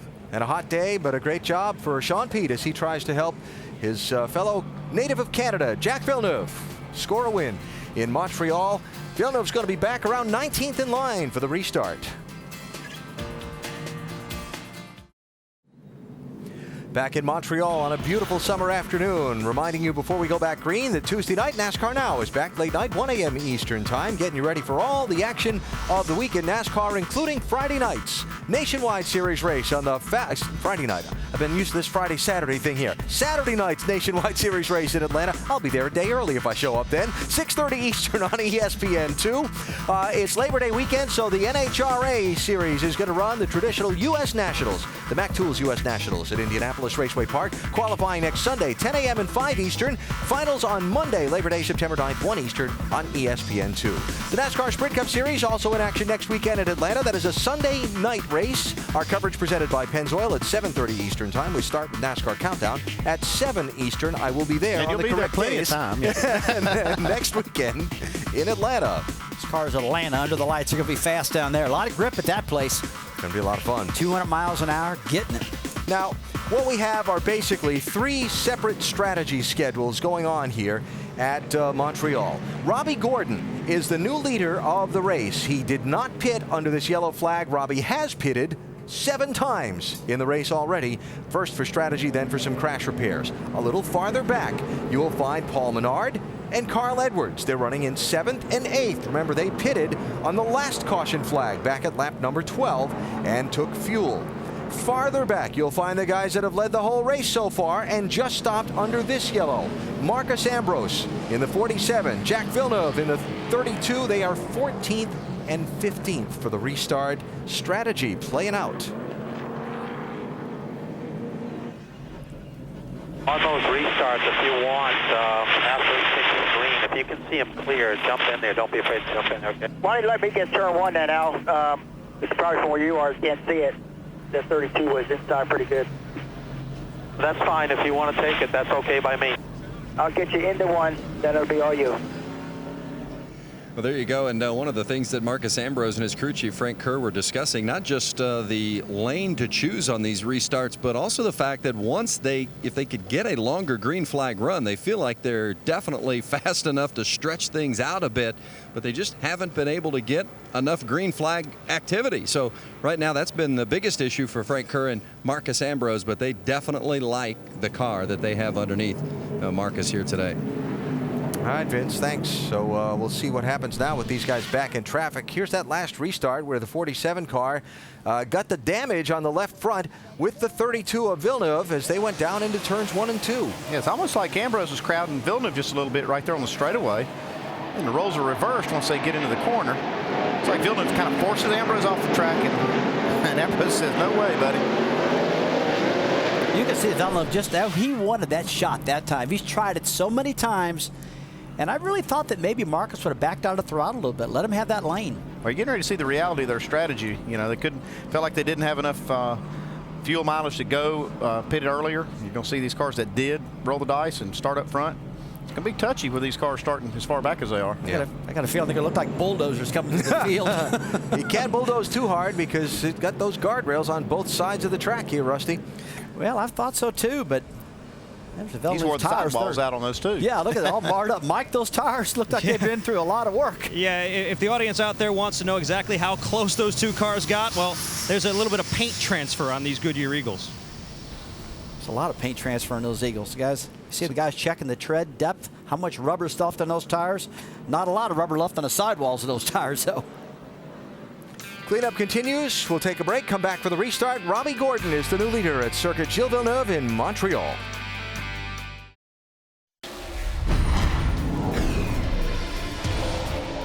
Marcus Ambrose in search of his first career NASCAR win. Robbie Gordon behind him. Big pile up down in turn 2. Robbie Gordon to the inside for the lead. Ambrose nose back on him. Who is leading the race? When did the caution come out? Where are they going to put Robbie Gordon? We need to get behind the 30, or we're going to get black flag. Can black flag me after the race? I'm staying here. They are putting the black flag up for Robbie Gordon. And indeed, Gordon will hit Ambrose. If you want to know my opinion, I won the race. I'm not mad. I'm just disappointed. We'll appeal it. We won this race. Kevin Harvick wins here in Montreal. What a bizarre finish. Well, that was the first NASCAR Nationwide Series race in Montreal. Robbie Gordon and Ambrose tangling. Robbie getting into a dispute with NASCAR officials over where he should resume his place in line. And the end result was Robbie Gordon feels like he won the race. Marcus Ambrose said he wasn't mad. He was just disappointed. Well, Robbie Gordon came back here saying only one thing mattered, to get the trophy and win. Looking for revenge. He's the leader now. Marcus Ambrose came back here saying only one thing mattered, to take the trophy and win. He's led most of the race so far, but right now he's back in 14th place. And Jack Villeneuve, the hometown driver, the man whose family name is on the racetrack, has been right with Ambrose every step of the race so far, and he's with him right now through strategy, back in 15th spot through what has been a very caution-filled race in its early going. Latest driver out of the race is Steve Wallace, Vince. Well, it's unfortunate for Steven, too, and they had a pretty good race car. Got some contact with Ron Fellows. Car spun backwards, motor went. But what led to the contact with Fellows? I don't know what happened. You know, Ron Fellows was supposed to be this, world-renowned road racer, and he wasn't running real good today. He was hitting all the curbs and stuff, and was a lot slower than I was, so I passed him, and I don't know. He just went flying out on the hairpin, and he turned me around backwards, and as a result of that, it spun the rear tires backwards and blew the bottom end of my motor. But I hate it for all these 5-hour guys. We've had a really, really good season, and these past 4 weeks have just been the worst weeks of my life. We've had really good race cars. Can't thank 5-Hour Energy enough, Risa, and all the people there. And promise we'll get this thing turned around, man. We had a really, really good car today, and we were in the top 10. And then I think the replay says it all. Just got turned around. I don't know what happened. Yeah, disappointing end of the day for Stephen Wallace. Alan. All right, Vince, thanks. Wallace is out of the race, along with Brian Scott, Brett Rowe, Jeff Green, Justin Marks, they're all out of the race at this point as we get set for the restart. Alex Kennedy got the free pass on this last caution, although he's still 11 laps down in 37th position. Robbie Gordon is chosen driver's right. As we go back into turn 1, the car inside of him is Victor Gonzalez Jr. Looks like Gonzalez is going to get the lead. Same corner, just a different cast of characters. And watch back on the brake. Villeneuve got clear of Ambrose so far. Ambrose is going 3 wide, top of the screen. In the dirt.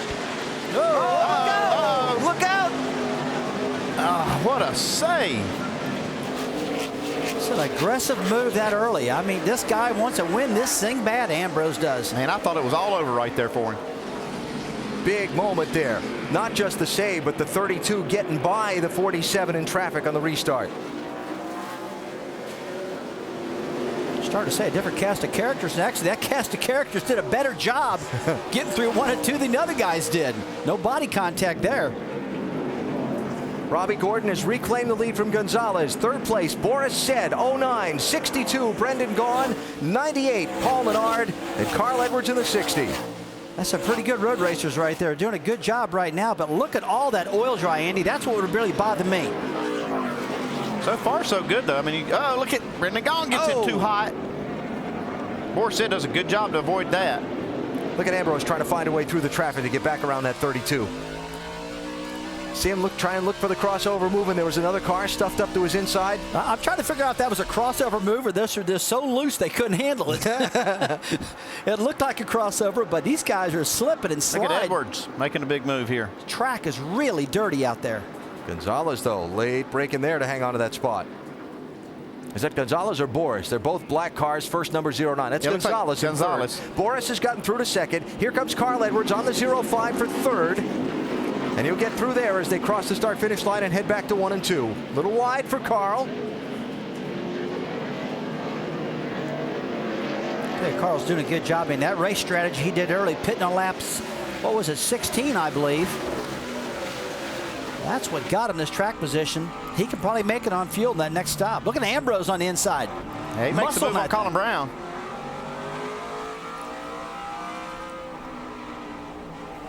Yeah, you don't think Ambrose is going to be a little aggressive here, huh? Trying to get up through the traffic. Villeneuve's doing it too. Oh, contact there. Carpentier and 00 and Gonzalez in the 05 right in front of the 2 dominant drivers. Ambrose looking for a way through in the traffic jam. Boy, he knows he's got to get around that 32. He's got position on him right here. What's going to happen? Oh, locking up those brakes, and he got through. Whew, what a move. You see all the smoke coming off the right front of Marcus's tire. It's like you said, and he all locked up, sliding down in there.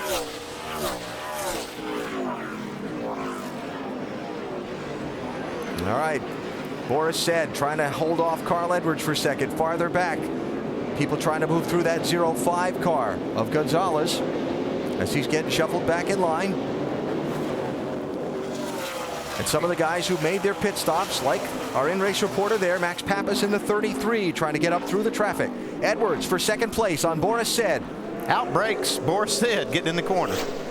That's hard to do. And Ambrose smoking that right front again under braking down into the final corner. These guys get settled in just a little bit. I can't wait to see these lap times that they're knocking out here. Robbie Gordon's got a good car, and so does Edwards, Gaughan, Said, all of them. But we haven't had enough laps to really tell who is the fastest car out here at this moment. Marcus has had the track position, which always gets you in the clean air, makes the car run faster, but now he's back in the pack. We just don't know right now who's the fastest out here. How about it, Vince? Yeah, Marcus Ambrose just came on radio and said, I've got a right front tire rub under heavy braking, so keep an eye on that with the 47. The car's fast, but it's not going to do him any good if that right front continues to rub. Well, if that's where that smoke is coming from a rub, I would feel better about that than actually sliding it and putting a flat place on the tire. So might not be a bad thing. And if it's rubbing somewhat under heavy braking, it's usually at the top of the tire where it'll clearance itself. Now, come on, I know you. You've told me before, Andy, you don't like any rubs. Well, I don't like them, but if I've got one, I'd rather have it right on the top of the tire. That's where the thick part of the tire is. So Ambrose through Carpentier to pick up the 6th position. Now the 2 Quebec natives, Carpentier and Villeneuve, left to try and fight that spot out and stay in contact with that 47 car, who is one determined individual to get back to the front of this thing and not let the strategy take away his track position. He's using a lot of car to do it, though. You can see he's got all the fenders banged in. He's got tires rubbing, smoking, sliding. How about Boris Said having this 09 car up in 3rd place? This team, fair to say, not one of the high-funded teams in the NASCAR Nationwide Series, but boy, he's given it a good ride. But you know what? I almost expect that out of Boris. He's just so good on these road courses. In all the interviews he's done this weekend, he's been talking about his new sponsor, Performance Fiction Brakes. He's talked about them a lot, and boy, you and I have talked about the brakes here, so he's doing pretty good with them. Vince? Well, it's interesting that the 60 of Carl Edwards passed the 09 of Boris Said there because of that braking, as you guys talked about, because Carl Edwards learned how to road course race with Boris Said. Edwards sat in the passenger seat of a 2-seater, and Boris Said taught him how to work the feet, where to brake, where to turn, and then Carl would get in the driver's seat and Boris would get in the passenger seat, and they'd go through it again and again, and Boris would correct him when he made a mistake, tell him when he did a good thing. He said, if it weren't for Boris Said, there's no way I'd be anywhere near the kind of road racer I am. So it's interesting to see those two, and eventually Edwards get the better of Boris on that sequence. Mike Mazzaro? And you could see that relationship yesterday after qualifying, Vince. One of the first people that Carl Edwards sought out at the end of that session was Boris, just to thank him for everything he's done for him. Well, I also spoke with Boris this morning, and as you might imagine, if anybody who knows Boris, well, he was lounging in the lounge and very laid back, yet extremely confident. We mentioned how much of a shoestring budget this team's running on. Still, their confidence sky high. I asked him specifically if he thought he had anything for Ambrose and Villeneuve today. He said absolutely. Well, we'll see. He's running 3rd and ahead of both those drivers for now. Up front, Robbie Gordon trying to hold off Carl Edwards. Final corners, start-finish line, completing lap 28 of 74. Tell you what, Robbie's doing a good job, Andy, with that right rear quarter panel almost tore off his car. That thing's pretty wounded, but he's still leading this race. Yeah, if you remember back when he got in this crash, he got hammered from behind by Ricky Stenhouse. Marcus Ambrose through to 4th place, past Paul Menard. Well, look at Villeneuve, man. He's getting aggressive. Gets by Brendan Gaughan. Yep, Carpentier fading back behind Villeneuve and Brendan Gaughan. Carpentier back to 8th position. We're watching the lap times out there. Robbie Gordon, Carl Edwards, very close to the same speed. But Villeneuve, every now and then, lays out a real fast lap. Just got to put them all together. This is for 9th position. Max Pappas has just gotten around Colin Brown. Pappas 33, Brown 16. There's Jason Leffler and the championship leader Brad Keselowski and Joey Logano back in this group. Logano up to 13th after taking some damage in a restart incident earlier in the race back at lap number 10. Tell you what, just about every single one of these cars have got some type of damage on them. See the left front of Max Pappas' car, a little damage there. Oh, the lead. Inside at the hairpin, new leader Carl Edwards. Well, I said earlier today, he's no slouch on these road courses. Won 2 of the last 3. I think that's an understatement. I think he's just one of the best. He's learned how to race with these guys and beat them. I mean, just you got to think Boris Said's got to be rethinking how he taught him how to do this. He watches him drive away. So replay coming down to turn 10. Nice move. It's hard to make that work, interesting. And yeah, it is. It is very hard, but it's a pretty good job out of Robbie Gordon, not trying to cut him off and guard that position, because he knows right now that Carl Edwards has caught him. He's got the fastest car. Robbie just needs to log laps right now. He's come from the back to the front. He's done a good job. So Carl Edwards is the new leader of the NAPA 200 at Montreal. 29 of 74 laps complete.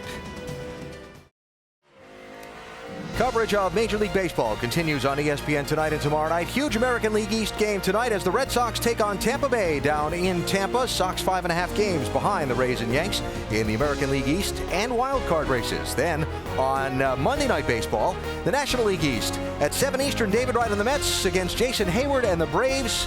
Big games with playoff implications in both games, available on ESPN3.com.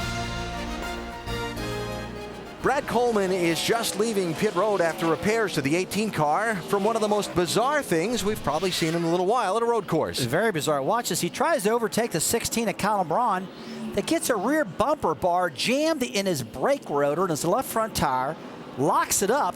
That's the first time I've ever seen that. Looks like he's got a spear stuck in that thing. And now look at this. Left front tire completely locked up because of the bar. Has to drag the thing all the way back to pit road. Unbelievable. Just when you thought you'd seen it all. So Coleman is back on track and is in 32nd position, a lap down after those repairs. Carl Edwards, the race leader, has moved out to a 2nd and 4/10 gap right there on Robbie Gordon, but look who is beginning to track him down. Hello, he's made up about a second in the last 2 laps on these cars. On Carl Edwards' lead, he was actually 4.4 behind 2 laps ago. Behind them for 4th place, the 32 of Villeneuve, looking to get by Boris Said to pick up that spot and stay in contact with Ambrose.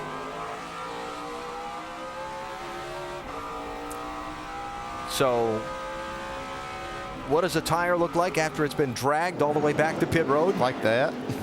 Oh, my. Oh, there goes Villeneuve. You know, that's too bad right there because Boris was giving him that spot. He actually moved over to let him have it. Villeneuve just got in too hot.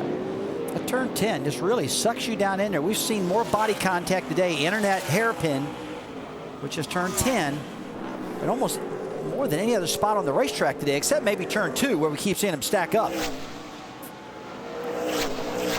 So Villeneuve loses a little ground. Meanwhile, Ambrose has tracked down Robbie Gordon for 2nd spot. Where does he make the move?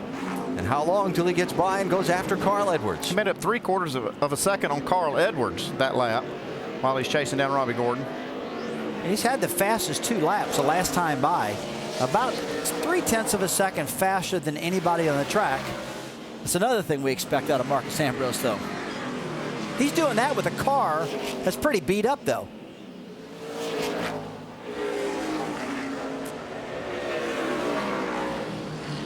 Edwards around Look some at lap Ambrose. traffic, and here's the move. Man, I'm telling you, that guy's incredible. You know, man, he just knows what he wants in his car. He knows what he needs to do to make that thing handle where it needs to handle for him. I've seen him do this in different types of cars, and cars in our eyes that really aren't great cars sometimes, but he gets it done. Wondering if the 32 maybe flat spotted those tires in this little moment down in turn 10. Saw Boris, he kind of moved over to give him this lane. Looks like he just wheel hopped it or locked the rear wheels up just a little bit getting in the corner. I think he'll be all right. I don't think he flat spotted any tires there because they were all rolling.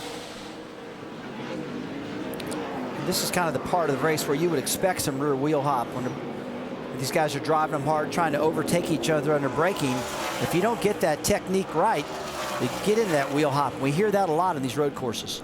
See the leaders overtaking Mike Bliss in that 40 car. He was on pit road for a stop not that long ago. So a little different strategy there for Bliss has set him back in the pack. As Ambrose drives away from Robbie Gordon in the 07 and tries to close in on Carl Edwards for the lead. He's 2 seconds behind him right now and closing. And closing fast. Yeah, he's coming quick. Try again. I think Ambrose is more running away from Villeneuve than he is trying to catch Carl Edwards because he's catching Edwards really quick. I think he's really worried about this 32 car. If you're the 32, if you're Trent Owens, his crew chief, now you got to go up Boris, up over the curbs, squealing tires, got away with it. Now you got to be thinking about strategy and what you might do to get ahead of that 47 again, because obviously he's got a faster car for the moment. Oh, you want to make that last pit. Oh, my goodness contact. gracious. Racing for 5th. Well, I'll say Boris didn't deserve that. 4th and 5th, check that. Boris goes around. Villeneuve continues on. Andy, one thing I noticed about that crash right there, that looks like Villeneuve was all over the brakes, and that car wouldn't stop for him. That's been an issue for this 32 team.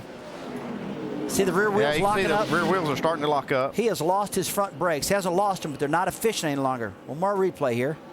It's like he's on the brakes pretty hard, but just can't get it slowed up.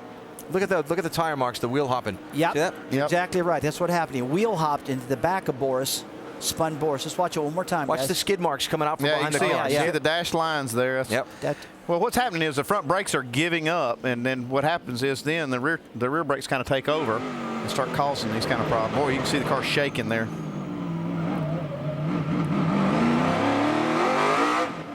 And what do you do but grab a gear and go? That's all you can do. He's just got to figure out how to drive the cars a little bit more conservative and work on those brakes more. These other guys aren't having that problem. Up front, Ambrose closing, stalking Carl Edwards for the #1 spot. Carl's saying, you got to be kidding me. Here comes this guy again. Can never shake Ambrose. Uh-oh, J.R. Fitzpatrick. Little spin around. Last corner, we stay green. Probably again another case of wheel hop. Let's see for sure. Oh, he kind of got off the racetrack there, trying to get the angle, getting in the corner, and he got just a little too much angle. Right in front of Ron Fellows, too. He just kind of stalked Fellows right through the entry at 13 and exited turn 14 there. Vince, what about that leader? It's looking pretty good to me.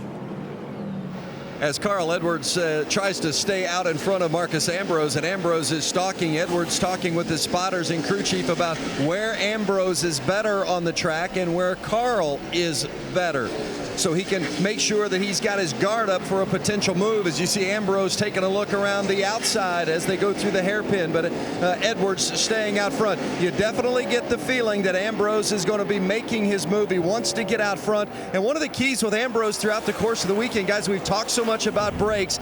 They were not happy with their brake package until just before that final practice ended yesterday. They'd gone through 3 different brake packages before they found the one that they thought would work here today. But Marcus said before the race, I think we've got it, and it's going to be the big payoff if we've indeed found the right brake package. Looks like he's pretty good right now as he chases Edwards. Well, at this point, he's running Edwards down by 4.5 seconds. So, Russ, you got to think he might just be kind of biding his time to take this lead. At least, you know, he slowed up about a second once he caught Edwards. I wondered what Edwards was waving at down that straightaway from turn 10 back. Remember, he had his hand out the window and he was waving. I thought maybe he was signaling Ambrose that, yeah, okay, you know, but he didn't. Oh man, Edwards is up on that wheel. I tell you who's up in the front of his couch is old Brad Doherty back at home right now watching this. Yeah, you can see right there, just waving by. Pass. You saw Carl waving by. See, that's what I wasn't sure if that was happening on the last straightaway, but then the pass didn't happen. Oh, when you got somebody chewing on your rear bumper like we saw Ambrose, it's just like when Villeneuve got in the back of Boris said, you don't want to take a chance on his brakes failing behind you, knocking you out of the race. Good opportunity for Carl Edwards actually to see what Marcus is doing, how he's driving these corners. He better look quick. Yeah, he better look quick. Look how much he's pulled out on him already. Well, we have seen this movie before with Marcus Ambrose leading this Montreal race, heading into its closing laps. It has not worked out for him every time, including last year when he led all but the final corner. And he got that last turn wrong, and Edwards slipped by him and scored the win. Ambrose back out in front, seeking redemption at Montreal, the race that has eluded him for 3 consecutive years. He has certainly been the dominant driver today, leading 20 of 39 laps, and he's back out in front once more, hoping to get that trophy back from Carl. Halfway in today's NAPA 200 in Montreal. Make sure to go to NASCAR.com for all your latest NASCAR information. And we have had some interesting developments in the last moment or so. First, Joey Logano, Max Papis racing for 7th position into turn 10 a lap ago. Brakes are becoming a big issue right here. You see, Logano couldn't get his car stopped behind Paul Menard. Keeps trying to get it stopped and gets into Max Papis. Yeah, you saw Logano just wheel hop for a long time and just took them both out. It's the longest green flag run we've had, 14 laps. Brakes are starting to overheat, so you just can't get it stopped. Papis has resumed in 12th spot. Logano has resumed in 10th. Now, 88-26, Ron Fellows, Parker Kligerman. Boy, good job out of Trevor Bayne. Just barely missed that. You see a lot of damage on the left front of Ron Fellows' car and damage on the right front of Parker Kligerman's car. Now Marcus Ambrose is back out in front, but on his radio a minute ago came this. Okay, all my track and everything's going out. No fans. Everything's going. Well, there you have it. Now, is that a gauge issue or is that a power issue? They're concerned that the battery has gone, and you can see the crew is ready. They've brought a spare battery out. They placed it on the wall.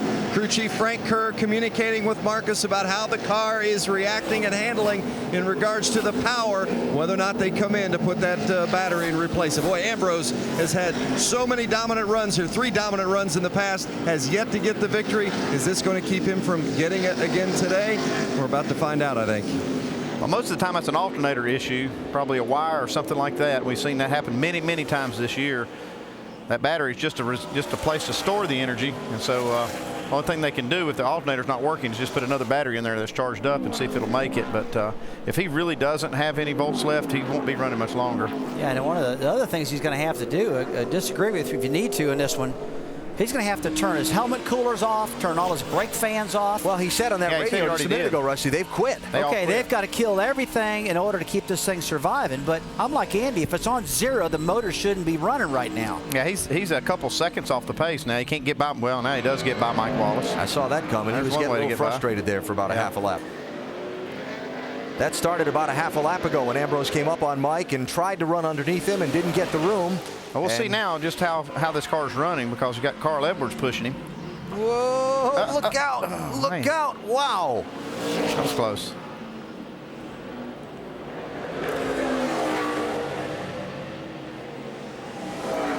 I tell you, the NASCAR boys have it. These boys are using that up. I want to point out that right now, Jacques Villeneuve is the fastest car on the racetrack while these cars are racing each other by quite a bit.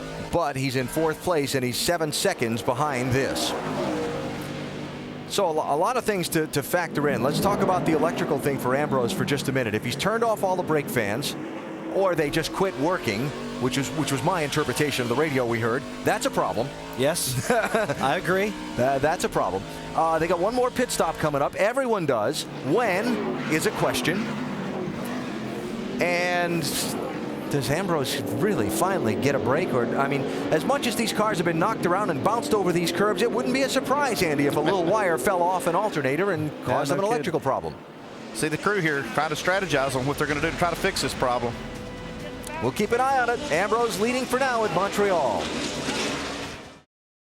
Just a second ago at Circuit Gilles Villeneuve, the lead changed hands. Marcus Ambrose, remember, reporting the voltage problems on that 47 car, and on the long straightaway where power's at a premium, he loses the lead to Carl Edwards. That's going to get worse too as this thing goes on. He'll be lucky to get in the pits and get this battery changed. Able to keep up with Carl right now, though. If he can go a few more laps, he'll be in the window for that last pit stop. Although they're going to have to spend a lot of time on pit road changing that battery. Andy, he mentioned, he said, while you're at it, repair this carburetor. But like you said earlier, while we were in break, the ignition's probably so weak it's missing. Yeah, what's happening is when those volts go down, those plugs start to not fire right, and it makes him probably think he's got a carburetor issue. There you go. So Edwards out in front. You see, Carl Edwards just drives away from him on this long straightaway. And in the tight traffic parts of the course, Ambrose closes back up on him where his road racing prowess shows most. Closing quickly. Go ahead, Rusty. Yeah, Alan, you're talking about, we question why Marcus Ambrose didn't come down pit road to get this work done now. He's got to get in this pit window. And Andy, I'm guessing with like 28 to go or 30 to go, he'll be hitting pit road. Yeah, we've got one in right now, Robbie Gordon, but he's kind of forced in by his strategy. First pit stop among what have been the leaders. Robbie Gordon stopping, 32 laps to go. Most figure that's outside of the fuel window, but if we get a lot of cautions at the end of the race like we had at the beginning of the race, no, it'll be no problem. Mike? And by my calculations, guy, this is the 7th time Robbie Gordon has been on pit road. Team quickly going to work. No adjustments to the chassis, just an air pressure adjustment to the 07 car. Work on the right side is completed as they swing around to the left side. A 4-tire change for Robbie Gordon as they pack it with fuel, and that's been the name of their game all afternoon long, playing that fuel strategy. Yeah, I agree, Mike. Pack it with fuel is the name of that game. So we'll see how that shakes out for Robbie Gordon and where he resumes in line on the racetrack, how far behind the leaders. Yeah, it makes you feel good when I say pack it full of fuel. It only holds a certain amount. Yeah. You can't pack it. It's just going to hold what it'll hold. And all right, try to make it last. We'll change the terminology of 20 years of racing. Don't leave any out.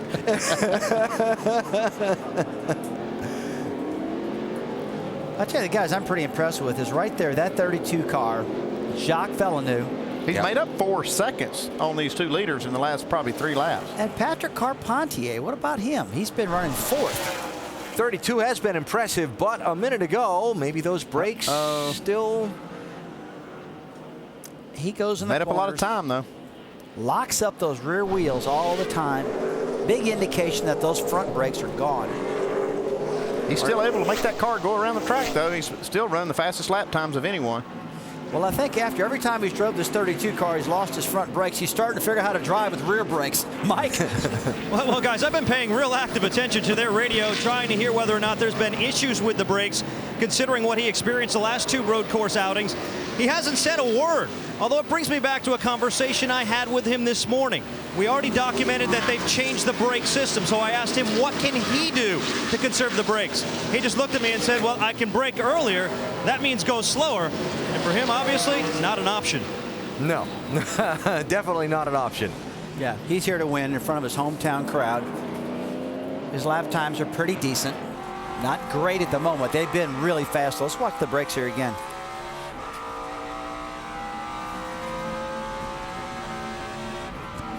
Man, look at him hammer that brake pedal.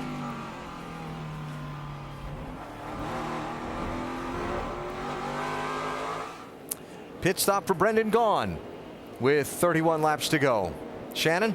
Brendan Gaughan, they came down pit road to fix a loose condition. He gives up 13th. A good little race for the 62 team. They were running as high as 3rd. You see those guys, they are down and away, and Brendan Gaughan is making his way back out to the racetrack. 3rd place finish at Road Atlanta earlier this season, and they're looking to finish that up here today.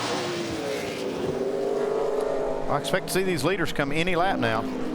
Carl Edwards just had his hand out the window, but we've seen that several times today, so. Yeah, he didn't come that lap. No.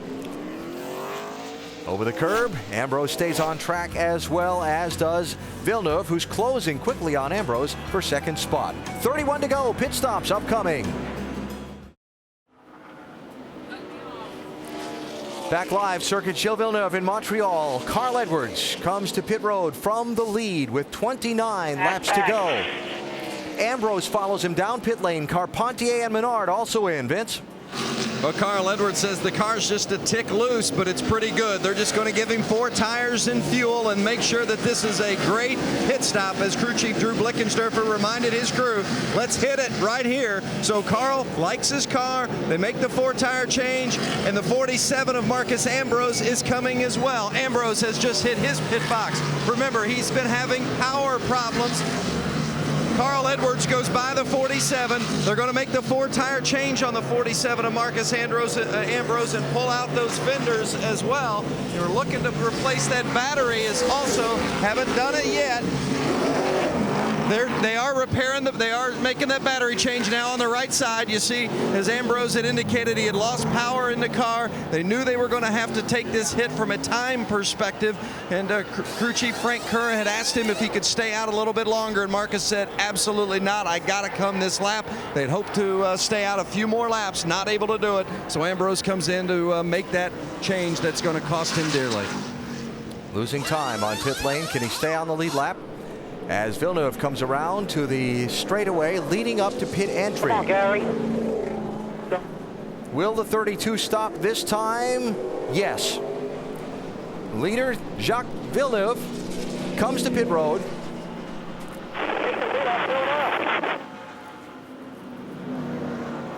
You change that battery, it's not an easy thing. It looks like it's going to cost Ambrose a lap.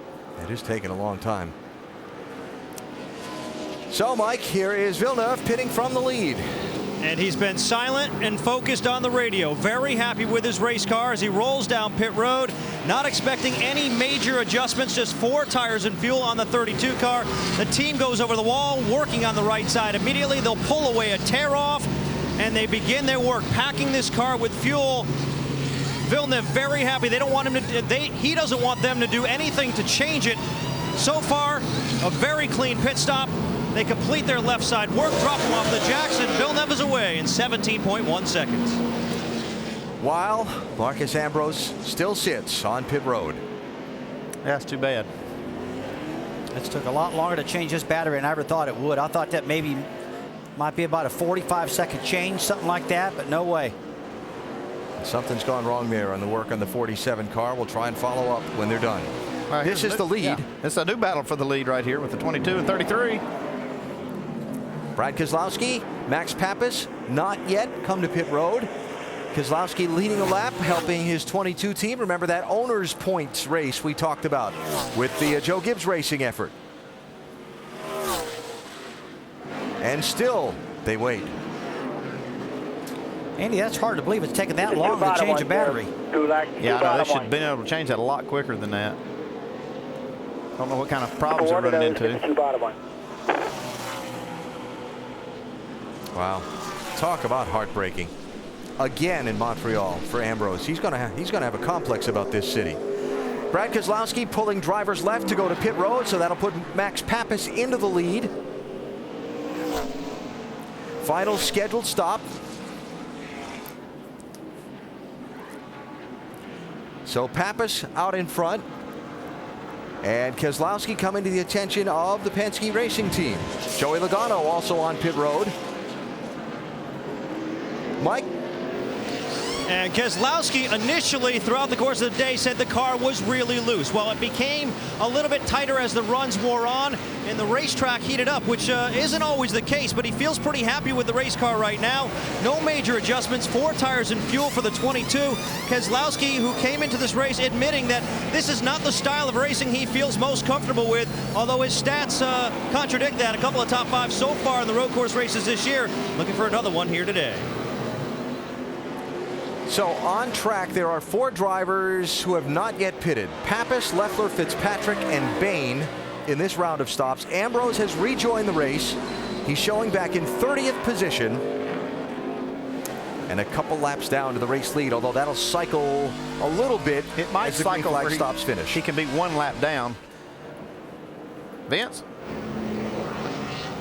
Yeah, one of the issues with, as you see the 88, the front end, the rear end, both give up the top spot to pit here as he completes the 48th lap of the race. Jason Leffler also in. That leaves J.R. Fitzpatrick and Trevor Bayne to pit before the lead would cycle back around to Carl Edwards.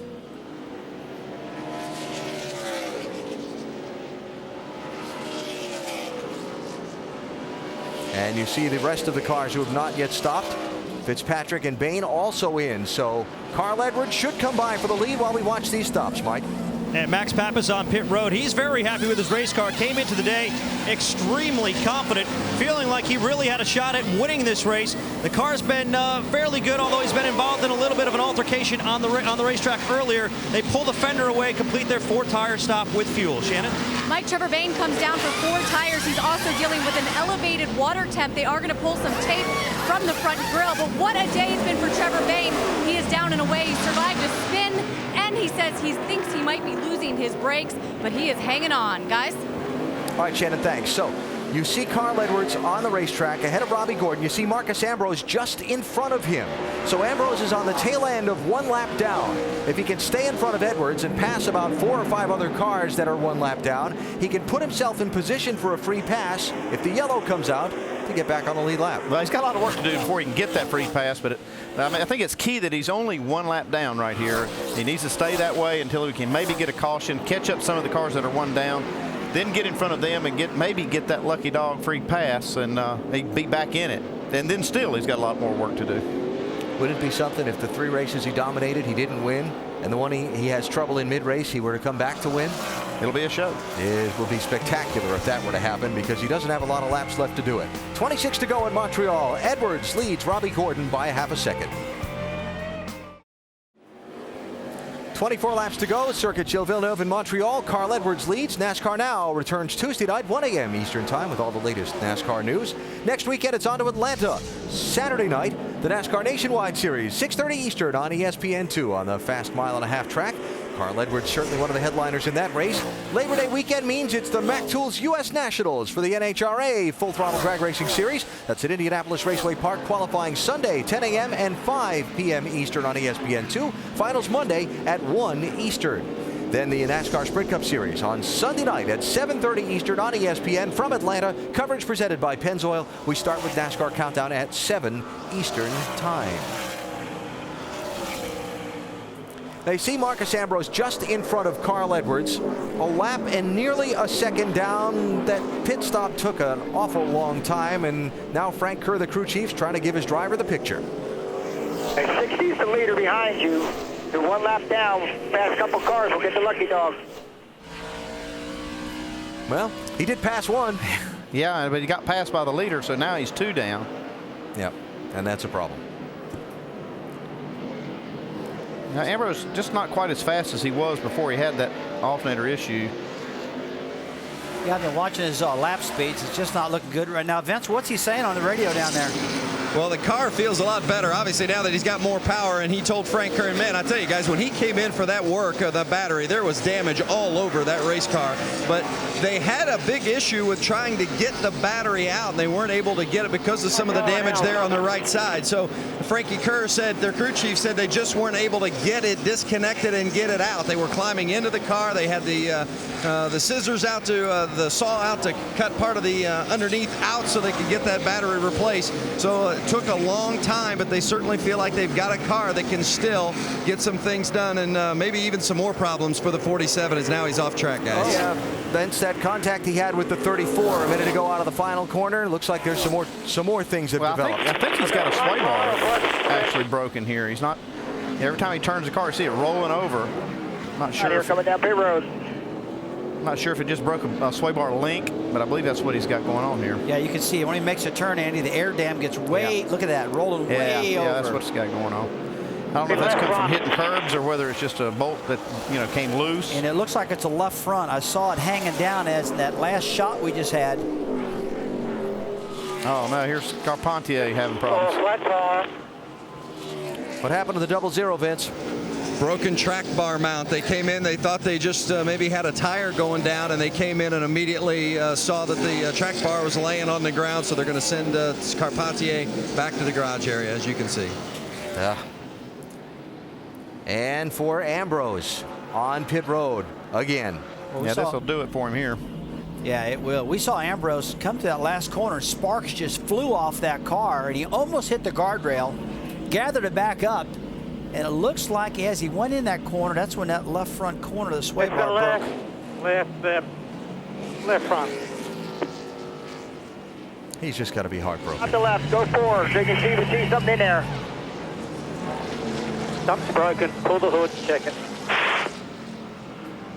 They'll see what's broken on this left side once they get the tire off. So the guy raised a hand. He sees it up there at corner somewhere. And looks back to the crew chief atop the pit box, saying, what do we do about this? Yeah, it's going to take a while to fix that. They'll have to get on the ground and, fix it, put another link on there. Yeah, you got broken arm joint, bud. Yeah, heim joint's broken. And there the window net comes down. Done. Only here for one reason. Yeah, not racing for points. So, hey, their day's over. Loaded up, headed back to North Carolina. Well, another year in Montreal, another dominant car, and another heartbreak for Marcus Ambrose. Meanwhile, Carl Edwards leads Robbie Gordon by 4 seconds. And you see Jack Villeneuve behind him trying to close in on Gordon for second. He's running third with 22 laps to go, about to be 21 as the leaders come through the final corners and across the start-finish line. So one of the favorites is out. Does Carl Edwards make it 2 years in a row in Montreal? We find out when we come back.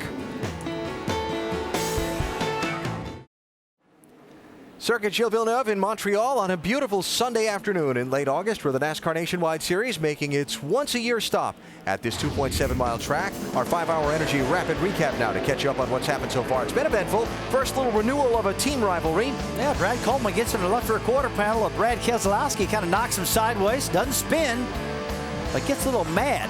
Little greetings between the two teams racing for the Owners' Championship. 5 cars stack up on one of the tight parts of the course. Back at lap number 12, wrinkled up a few fenders. Yeah, even Robbie Gordon got involved in this one. He's running second right now. That is Joe Nemechek sideways across the racetrack, and they were all piling in.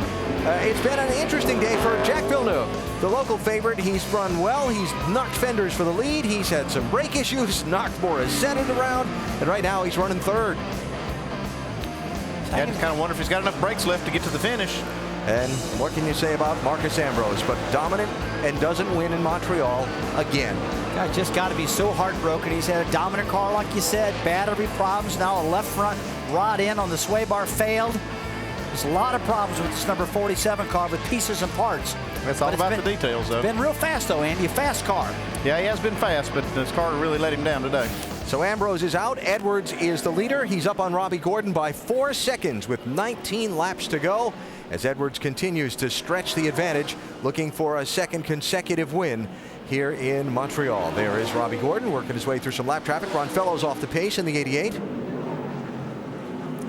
Come in, stop, show them it ain't no oil running out of it, and we'll go back out.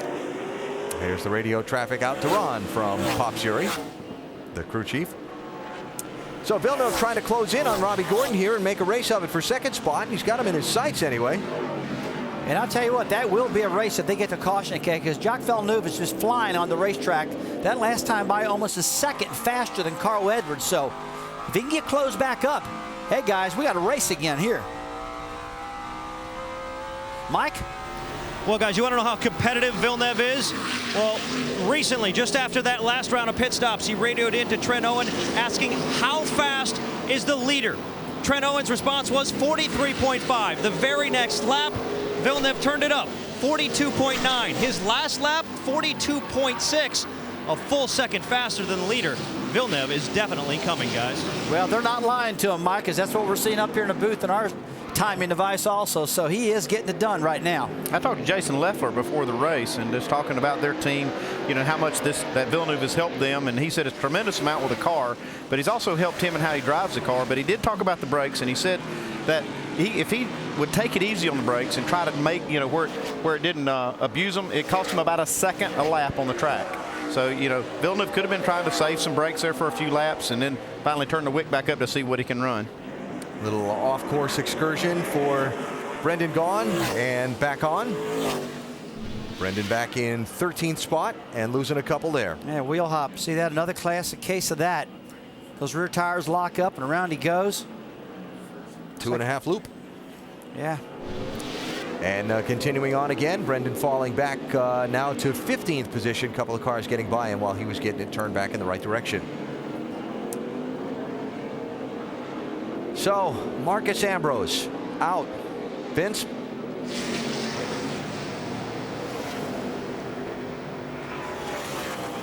Another frustrating end at Montreal for you, Marcus. How would you summarize this day? Well, you can't say we didn't give it a shot. You know, we had the fastest car out there, but we had a alternator or a battery lay down on us. And had to turn all the fans off for the brakes and for me and for the engine. Everything got really hot, and we held the lead for a while, but the engine was getting worse and worse. Eventually, it just quit running completely, and we had to come in, change the battery. Then we broke some of the left front suspension. So bad day for us, but we're still proud of it. You know, little Debbie came on board. I'm trying to get into victory lane. We're trying everything we can, but it's just not working out for us. Had some great battles out there today. How would you characterize the racing that you went through at times? Yeah, it was a cracker. You know, it was really good fun, and racing against Jacques and Carl, I mean, they're the best in the business, and just a real thrill to be out there. It's just a shame we couldn't close it off. Alan? All right, Vince. Heartbreak again in Montreal for Marcus Ambrose, but they sure knew he was here. That's for sure. Edwards up on Robbie Gordon by 6 seconds, 17 laps to go. Carl trying to be the road course king again today in Canada. NASCAR Nationwide Series at Montreal is brought to you by the National Highway Traffic Safety Administration. Drive drunk and you will be arrested. Drunk driving over the limit under arrest. And Verizon. The signal is yours. Wield it to transmit anything you want. Verizon. Little footwork from Max Pappas running in 4th position and under pressure from Paul Menard for that spot as we come back to Circuit Gilles Villeneuve in Montreal. 15 laps to go for the race leaders. And you are looking at Brad Keselowski also in that group in 6th position. Yeah, you see Brad Keselowski has his hand out the window trying to pull in some cool air. Guys, I didn't long notice. Run. Did you notice, Andy, that his left front's tore up that bad in the 22 car? Yeah, he got into the left rear, or actually into the right rear of a car down the hairpin. I don't remember who it was, but that's what caused that damage. Well, look at that. I think it was Joe Nemechek, maybe. Yeah, he's got some damage, pretty heavy damage there. But I can see him putting his hand out the window trying to get some cool air. Yeah, that was a few laps ago down at the hairpin when Keselowski got into Nemechek. So he stayed on the racetrack. We're not seeing any heavy smoke. But that tire sure does look like it's laid over heavily, doesn't it? Well, Max Pappas was able to pass him, and Paul Menard also passed him, I believe. You know, Alan, you were talking earlier in a broadcast about these cars. After this race is over, every one of these cars now is obsolete. The brand new car for the Nationwide Series will be run on the road courses next year. So this is the last race. They can be used in the K&N East and West Series. They can be used in ARCA a little bit, but not Nationwide no more. Keselowski after Paul Menard for 5th place. Down to the hairpin. That is not the right spot on the track to make the pass on that outside lane. Mentioned where the 22 got that damage. This was a few laps ago. And that same corner they just went through, you see right here, he tries to get under Joe Nemechek. I got to feel like Joe Nemechek didn't know he was there. Kind of turned down a little bit, and Brad was committed. You know, Rusty, thinking about what you're just saying about how the next generation car replaces these for next year, and this is the last race that these cars will be used because there are no more road course races this season. From the looks of a lot of them, it's a good thing. Is there anybody that's got straight fenders on it? I don't think anybody does not have damage. Every one of these cars are tore up in different corners, and some of them are just flat tore up to smithereens. And they're still running fast. I mean, I looked at Max Pappas's car. It came by all beat up, but still running good. And even Carl Edwards' car is tore up, and it's still running good. All right, let's look at some of the front runners. You've got Carl Edwards out in front of the race. He's about to take the tally for most laps led in the day from Marcus Ambrose. There's the gap back to the race for 2nd and 3rd. Robbie Gordon 07, Jack Villeneuve in 32 in 3rd. Then you've got Max Pappas, who's a considerable distance behind. He's almost 20 seconds behind Villeneuve in 4th place. So we'll wait for a minute for Max. What's that music they play? Waiting there on hold. That looks like maybe the 12 car. Wait on. That's actually there he Justin Allgaier. There comes Max. Yep. He has the fastest lap on the board last lap. There's Max back in 4th. You've got Menard and Keselowski racing for 5th and 6th behind him. And there's the race with Keselowski trying to make that move to the inside. Looks like Paul actually got in there a little too hot. Ran out of brakes trying to defend the spot. So Keselowski to 5th, Menard 6th. Then another chunk of track back, some 17 seconds. You get back to Boris Said, who runs in the 7th position in the 09 car. He'll come into the picture in just a minute. There's only 14 cars left on the lead lap in this thing. That's Boris. And very seldom do you see that. Only 14 cars on the lead lap on a track this big, but a lot of damage on these cars. They're all running different speeds. And a long green flag run, too, Rusty, through a set of pit stops. Absolutely. Boris, remember, got bumped by Villeneuve when they were racing for a spot earlier. There's Jason Leffler. Good, solid starting spot for the 38 today in 6th position, and he's running in 8th right now. J.R. Fitzpatrick in the number 7 car, running in 9th on the lead lap and racing for that spot with Trevor Bayne in the 99, running in 10th. Yeah, Bain's done a good job today. He's kept it mostly out of trouble. He's got a lot of damage on his car also. I see one thing from a lot of drivers. I see their hand out that window going down the straightaway. It's a long green flag run on a very, very tough track, and I think the drivers are starting to take its toll on the drivers. Trying to get some air inside the car. Well, Carl Edwards has got it going on inside that 60 machine. Another day at the office looking for another trophy. Inside of 11 laps to go in Montreal with Carl Edwards in search of a victory here today north of the border. Very important American League East game down in Florida tonight as the Red Sox visit the Rays on ESPN Sunday Night Baseball. 5.5 games back in the rubber game of this series are the Red Sox behind the Rays and the Yankees. Also on ESPN's Monday Night Baseball, important National League East game. It's David Wright of the Mets facing Jason Hayward and the Braves. That one at 7 Eastern time. Both games available on ESPN3.com. While Edwards continues to lead, one of the lead lap cars is on pit road with some troubles. Shannon? Right now, over the radio, they are saying the right side track bar is rubbing on the tire, so they are going to try to fix that and hopefully get him back out. He's having such a great run, guys, especially with that third place finish at Road America. They had a lot of hopes coming into this race. Right now, it does not look good for that 62 team. Vince? Well, the leader is not having any issues whatsoever. Carl Edwards says the car feels good. Crew Chief Drew Blickensderfer continues to give him his lap times and tell him that everything is A-OK. The biggest problem Edwards has had this weekend came on Friday when a security guard wouldn't let him in the track because Carl didn't have his parking pass for his passenger car. Only when fans started shouting Edwards' name and asking for autographs did the security guard believe that Edwards was a driver and agree to let him in. Carl said other than that, it's been a great weekend. As far as the fuel is concerned, they seem to be just fine there too. They say, Blickensderfer just a moment ago told Carl, we should be one to the good, but maybe save when you can. Alan? So Edwards and his team talking on the radio about the various situations developing at the end of the race. 0.7 in second, 5.2 back, pitted 3 laps before us. So if we're tight, we should be good on him. He should be able to make it. The 32 one after us is going to be close to us. We should be one to the good, so just save when you can. 11 to go. Well, I'm watching the lap times, and he has slowed up just a little bit, maybe trying to save a little fuel. That the radio traffic just seconds ago from crew chief to driver, giving him the picture. You see Robbie Gordon visible behind him, but still 3.7 seconds back. Yeah, that's the key word of that whole transmission was we should be okay. Yeah. So we'll see. Well, Andy, you and I and Rusty were talking during the commercial break. So we had Edwards pitting from the lead at lap 44. Robbie Gordon pitted at lap 42. The 32 car pitted at lap 45. Yeah, I just don't see Robbie Gordon making it to the finish. He was gambling. I mean, he got put in that position by having to start in the rear and got in another tangle. So he was kind of forced into a strategy play, and I don't think it's going to play out for him because we don't have enough laps left to have enough cautions for him to make it. But, you know, I don't know about Edwards or Villeneuve. They could possibly make it to the finish, but it's going to be close. Wow, 32 cars sliding. He's not saving any fuel. No, he's not. I don't think he knows that. I don't think he knows that speed. I think Villeneuve only knows one speed, and that's win.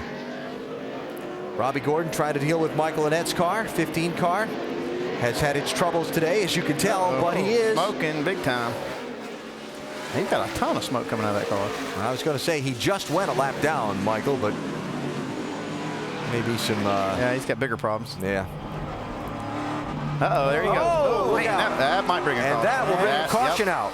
That's going to be something everybody's looking for. There is a full course caution, which probably takes the fuel out of the equation. At least for a couple guys. I'm not sure it does for Robbie Gordon. I don't know if we got enough laps left for him to save enough fuel.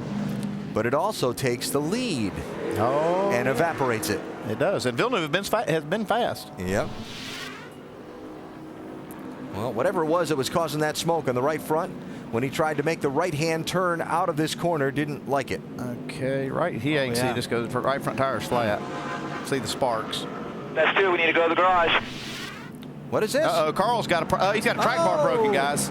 Unbelievable. Yep. The leader has broken a rear track bar. I'm telling you, this track is really hard on cars with all these curbs. Out of this race. Wow. A lot of problems today. Robbie Gordon and Jacques Villeneuve, Max Pappas, these guys are sitting in position now to win this thing. Now, what's Gordon going to do if he's low on fuel? Turn the motor off. There's 13 cars on the lead lap. That's what it looks like on the big screen, Drew. I don't know if you can see it, but that's what it looks like on the TV here. So, Carl Edwards. Well, Carl's done. Is going to have to go to the pit area and fix that. Then the fuel becomes the question between Robbie Gordon and Jacques Villeneuve, and a side-by-side restart for the race win inside of 10 laps to go. Well, let's not forget about Max Pappas. He's been fast.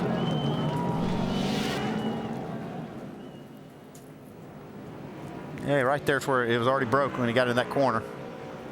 Oh, yeah. Yeah, the tires are rubbing. See, that track bar holds that rear end centered in the car, and when it's disconnected or broken, it's able to just move side to side. You know, Andy, at Road America, one of the last road course races we had, you can see the mount right dragging the track. It was destroying track bar mounts, really tearing these cars up. These curbs, you know, they jump up and down off of these curbs. These cars are fairly durable, but you know, they don't take but so much. You see it broken on the right-hand side of the car. This big curve on the entry of turn through 13 and 14 here at this track in Montreal is very tall, very severe, and I think it really beats the equipment up. Well, the other thing is road courses work things back and forth, side to side, and if you do that enough, and it'll break something. I mean, oval tracks, it just pulls that track bar one position, one way, all the time, and it's kind of consistent. But you start working it back and forth, it'll finally give up. Andy, you know my favorite saying. You never know what's going to happen in these races till the finish. You still That's don't. right. We've had bizarre finishes to these races. Now we've got 13 cars on the lead lap at this point. Do you stop if you're 32? Do you stop if you're 07? Well, I would have stopped if I was Robbie Gordon. Oh, Here comes Villeneuve. Why would Villeneuve pit, though, Andy? Well, they may not be able to make it. He pitted on lap 46. That should be plenty of fuel to make it. This puts Max Pappas in a fantastic position, but Brad Keselowski, maybe the fresh tires, and Robbie Gordon is going to be on the edge. Mike? Well, they've been talking about fuel for a good 10, 15 laps or so, asking Villeneuve to be very smooth and conserve a little bit. So they're going to come down here, they're going to bolt on 4 new Goodyears and take on about 5 gallons of fuel. That was the instruction from Trent Owen. They don't need a full fuel load, they just need enough to get to the checkers and keep this car as light as possible. They are working on the left side of the car now, completing their tire change. Villeneuve extremely happy with the way the car's been handling, but obviously there were some concerns about fuel. We'll see what happens. So of the 13 cars that are on the lead lap, 7 stayed on the racetrack, 6 came down pit road. So Villeneuve, being first off pit lane, is going to be back 7th in line for the restart. Well, if he knows that they can't make it, it's a good move, because I don't think Robbie Gordon can make it. If we are the leader, what do you want to do here? Stay out, dude. Win the race. All right, dude. Let's do it. It's all you. I don't know about asking the driver that. So Robbie's got to be doing that whole shut off the switches and coast around, and he can do all that. I still don't think he's got enough, but we'll see. And how about this? That's going to take a while to fix that car. We're going to have to weld that bracket back on. Carl Edwards behind the wall from the lead, inside of 10 laps to go at Montreal. Another dominant driver disappointed on this afternoon in Quebec. Down to the final moments here at Circuit Gilles Villeneuve, but contending for the win will not be Carl Edwards, the driver who's led the most laps today, behind the wall, having the track bar mount on his car repaired after it broke while leading at the race's 5th caution with the finish in sight. On the racetrack, Robbie Gordon is the new leader by not pitting under this yellow. Max Pappas is now up to 2nd spot in the Harvick's 33 car. He's our in-race reporter. Try and call him up there, Rusty. Max, Rusty Wallace, ESPN, you got us? Yep. All right, buddy, you're running 2nd. Looks like you got plenty of fuel in the back of that car to make it. What's that car feeling like, buddy? I'm feeling good. I'm just trying to hydrate myself, drink as much as I can, and just go to the end. Max, you concerned about turn 1 and 2? It's been pretty hairy on these restarts. I'm just going to give my best, and that's what we say. All right, buddy, thanks for talking to us. I have one word in what I'm hearing there. Yeah, focus. Focus. Not only that, I mean, we've seen a lot of these drivers sticking their hands out the windows, and it's very, very hard on them right now. It's a hot day. This is hard racing. And when you hear Max Pappas talking about that, how he's kind of struggling physically here, he's probably the most fit guy in one of these cars. Yeah, that was a 42-lap green flag run. That was a lot of, that was hard. Yep. You know, Max was awful nice to talk to us on the radio. I think if I was in the car, I'd said, hey, get out of my ear, man. I'm focusing. Okay, here comes Carl Edwards back onto the racetrack. He is not on the lead lap. He has lost a lap. But he is racing for points. And I remember, where was it, guys? Back at Watkins Glen where Clint Boyer. Yep, he came in and welded up a trailing arm bracket and got back out and only lost a lap or maybe 2. Or he may have lost 3, but he didn't lose very many. Problem is for Carl, so he gets back out 1 lap down. He's going to be 1, 2, 3, 4, 5, 6. He's got to be 6th in line, a lap down. And there's only going to be 6 or 5 laps left in this race. So even if he passes all those cars, gets a caution, gets the free pass. You know? And that's all if that track bar mount holds up. Yeah, well, there you go. That's pretty hard to repair that on spur of the moment like that, but they did a good job getting it done. Looking farther back, Villeneuve in the 32, the first car off the pit lane. He's going to line up 7th for this restart. And does Robbie Gordon have enough fuel to make it to the finish, Mike? Well, that is the million-dollar question, catching up with his crew chief, Miles Stanley, right now. Do you have enough fuel to go the distance? We're all good. We got enough. How are you able to get such good fuel mileage? A lot of it has to do with the engine package, the carb setup. The other half is Rob's right foot. There you have it, guys. They think they can go the distance. He sounded pretty confident. Well, he's the guy to ask Robbie what he wants to do, and Robbie said to stay out, so Robbie knows he's low on fuel. He's got to be conserving. Short shift this thing, turn the motor off. A lot of guys do that. Coast as long as he can. It's about the only thing he can do right now, Andy. Yeah, they didn't get that. I kind of had my doubts about whether they could have got that thing fixed right or not. Yeah, the whole thing's dragging now. So. It just broke again, Drew. It just broke again. That is probably going to be the end of it for Carl Edwards, Float who's out. led. Well, the thing damn solid. Float it solid. Well, the bar that's on there right now, solid to whatever amount's left. Come to us. Carl led 29 laps on the day, the most. The driver who led 25 laps, Marcus Ambrose, out of the race, mechanical troubles. And so we come to the survivors, if you will, and what will be the final 6 laps to go here in Montreal. Robbie Gordon is the race leader. Remember, he started at the back of the pack because he had troubles in qualifying. A brake duct and a brake hose came off his car. They had to make repairs, violation of the impound rules. He started at the back of the field, used strategy to try and get some track position. The strategy worked out. He was running in the top 5, then he was running second, and now things have worked his way as Edwards has gone to the sidelines. He's going to have to deal with Max Pappas, but also, I mean, you just look right back here. You see that 32 car? Yeah. He's got new tires. He's going to be on a mission. New tires, bad brakes. But I'm going to tell you one thing to take a look at. Brad Keselowski, he's right in position. He's leading our points right now. He's been fast all year long in the last 2 road courses, top 5 positions. I am not counting him out of this picture. We talked at the beginning of the day about these Montreal races having a penchant for the bizarre, about late race drama, unexpected twists of plot, surprise winners. Hello, here we are. Here we are. And we're getting ready to go back racing for the final 6 laps. Gordon has chosen drivers left for this restart. Ambrose chose drivers right most of the day when he was out in front. See how that works out. Remember, turn 1 is a quick left-hander, but turn 2 is a hard right-hander. Pappas will draw to his outside. Watch for the orange lines on the wall. Drivers left. That's the restart zone. 6 laps to go in Montreal. Gordon and Pappas, Keselowski and Said. Villeneuve is back in 7th spot. Here we go. Pappas got a good start there. Somebody's going to end up in the grass. Here we go.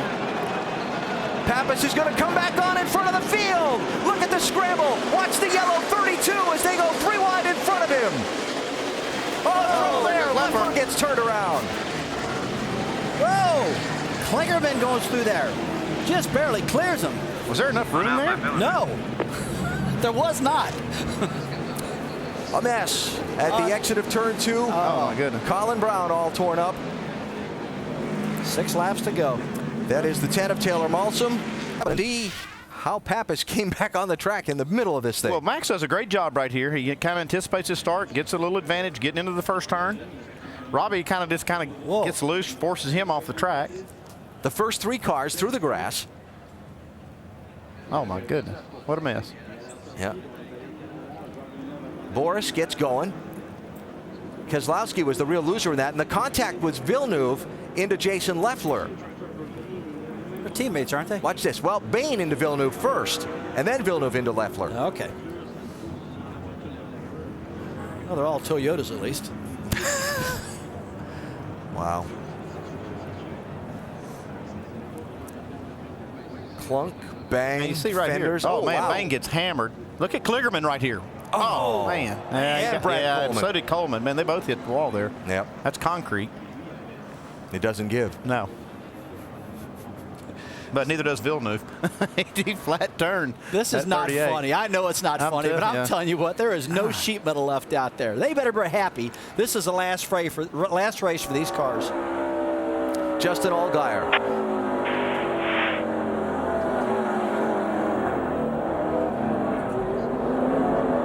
They're stacking Goodness up. gracious. Keep taking it left. Go. Stay right.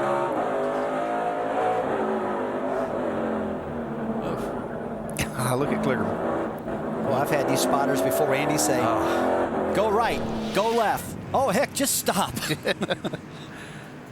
All right. Colin Brown's car is destroyed here. They're going to have to pick it up.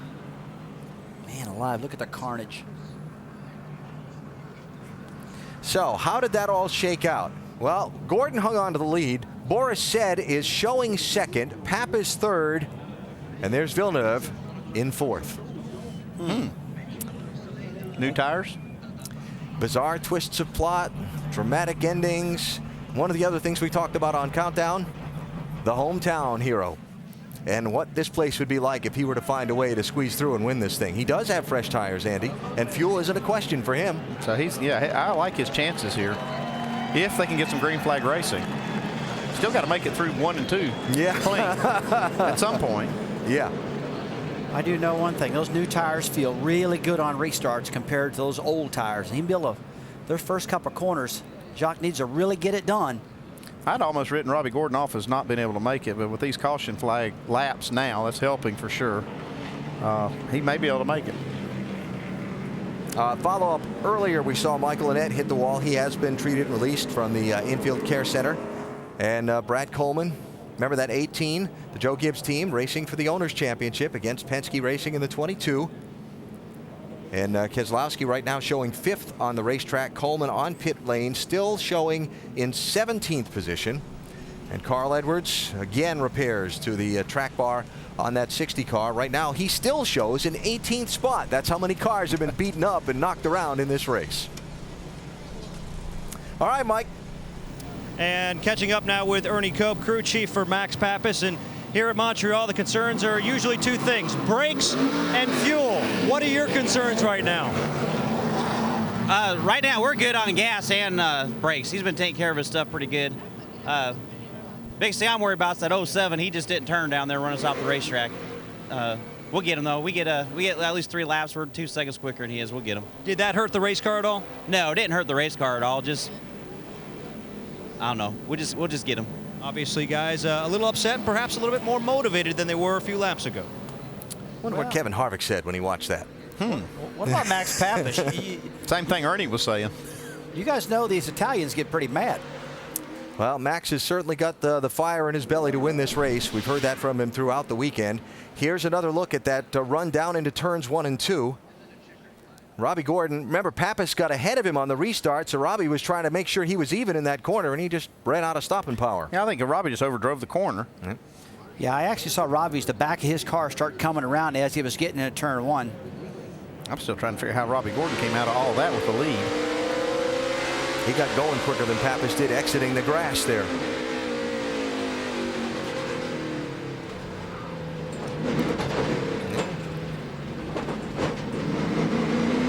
Now watch driver's right. There he goes. Okay, that's how he did it. Just got going out of the grass more quickly. I think that's how this whole running order has been set for the moment. The caution has just been extended by 1 lap because they're having some trouble getting, looks like Taylor Malsom's wrecked race car out of that area between the exit of turn 2 and the hard right-hand turn number 3. So while we wait for these final 4 laps, let's remind you that there's more NASCAR Nationwide Series action upcoming at these speedways for the remainder of the 2010 season. Atlanta next weekend, Richmond, Dover, Kansas, etc. Want to join us at one of those tracks? Check out NASCAR.com/tickets and join us at the races. All good ones. There's no bad ones, is there? No, there are good days and bad days, but no bad races, right? That's exactly right. I saw a lot of good races there. Only one on new tires. That sounded like radio traffic from Trent Owens to Jack Villeneuve in the 32. Well, look at these race cars. If you're just tuning in and just joining us, that'll tell you all you need to know about what kind of race it's been. Look at the bent fenders. Look at the wrinkled quarter panels. It has been a rough and rugged race on this road course. We've seen the 2 dominant drivers on the day both have mechanical problems. Carl Edwards led 29 laps. He's behind the wall. Marcus Ambrose led 25 laps. He's out of the race. And the end result is that we're going to have a little it'll be a 3-lap shootout to the finish of this one. barring extended laps for green-white checker finishes. Robbie Gordon, one goal in mind for this weekend, revenge at Montreal. Remember this, the first race here, he and Marcus Ambrose tangled, contact there, with about 3 laps to go, sent Ambrose spinning around. Then they got going again after a big wreck that caused a restart. And Ambrose got into Gordon. Robbie got going again. He didn't like where NASCAR put him in line. He stayed on the racetrack, stayed as the leader. Then there was the contact that spun Ambrose around. I'm catching back up to myself on the story here. Kevin Harvick went on to win after starting like back in 30th place. It was wild. I get the picture. Yeah, I know. A lot of wrecking. Crazy. It's been that way. 4 years now here. It's been that kind of a day. How about that 32 team, Mike? What are they thinking being in third position here? We're going to find out. Trent Owen, 4 fresh tires here. What do you think you have here in the closing laps? Well, I think we're going to use the 4 fresh tires and get to the front. You know, I don't know where the 07 is on fuel, but it's going to be exciting, to say the least. We just need to get back going green and keep running these caution laps, kind of hurting us. But, you know, Jacques done a great job as always. It's such a great time working with him, and we'll hopefully close this thing out. We really need a win bad, so just happy all the Dollar General guys are here with us, and see if we can close this thing out. What advice have you given him for these closing laps? 2 very talented road course racers in front of him. Oh, I just tell him don't hold back. I mean, show us everything. You know, it doesn't matter if we finish 3rd, 4th, or 5th right now. We want to win, so he's going to do all he can to get to the front. And Jacques Villeneuve not holding back. Well, that could be exciting, Alan. Yeah, think so. Villeneuve showing in 4th position. I think I said 3rd a minute ago, but showing 4th at the moment. Robbie Gordon started at the back of the pack for this race. After troubles in qualifying, he stopped in this race about 5 times before we ever really got going, topping off the fuel on a series of early caution flags to try and find a strategy that would be different than everyone else. Yeah. This kind of changed it up a little bit, though. He got in this wreck. Big bottle up there. So he gets hammered from behind by Ricky Stenhouse. So they went in, made the repairs to that car. Gordon's strategy worked his way up to 2nd place, and then when Carl Edwards broke that rear track bar mount, it put him into the lead, which led to that last shuffle down into turns 1 and 2 with he, Max Pappas, and others. Unbelievable. Made it through. Didn't tear the car up right there. You saw Max Pappas come across. Everybody kind of got out of there pretty clean, even though it looked really bad.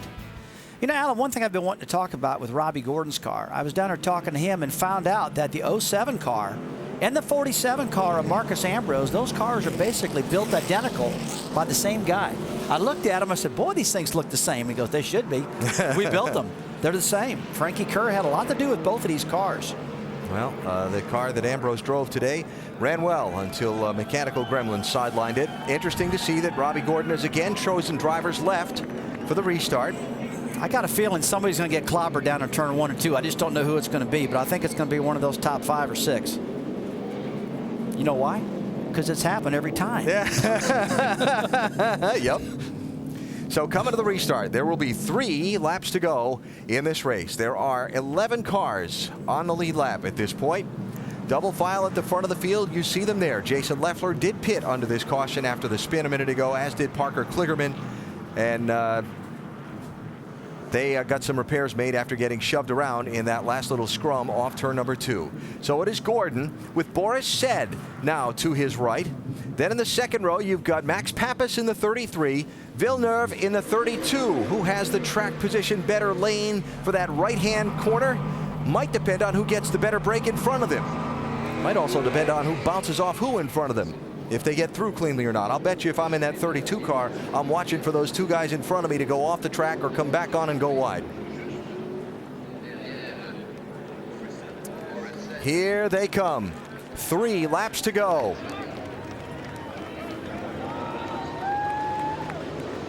What's it going to be this time in Montreal? Boy, Gordon got through the gearbox really good there. And Villeneuve did not get a very good restart, but he runs deep into the corner. Deep into the corner. Good corner for Robbie. Looks like they're going to make it through the turn, but turns 1 and 2. Nobody got clobbered. I was wrong. I apologize. Yeah, I'd have gone with you on that one. Listen to all the tires squealing. Wow. Robbie Gordon was sideways off that last left-hander. Boris Said looking hard. Gordon defends. Villeneuve looking for a way through. And Max Pappas just stalking right there in that 33 car.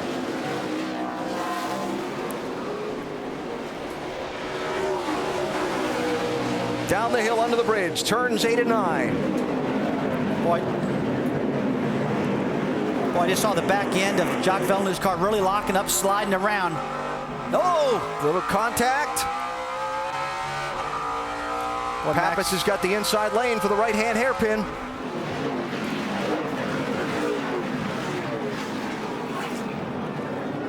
No, couldn't make it work.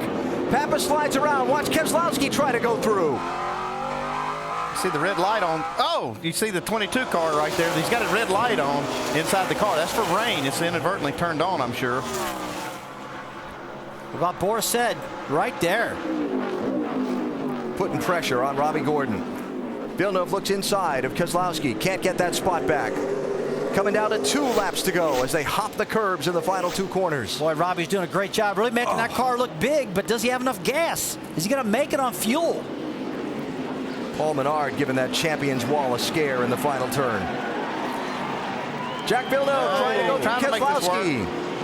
Get that spot back. It'll put him back to 4th. Trevor Bayne trying to follow through. Fitzpatrick right there as well in the 7.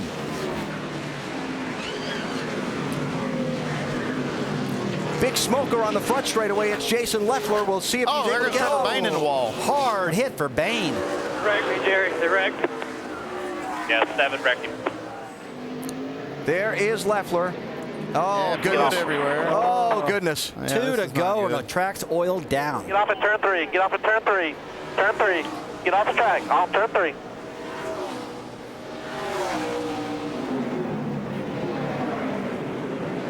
Robbie Gordon with a little bit of a lead for the moment.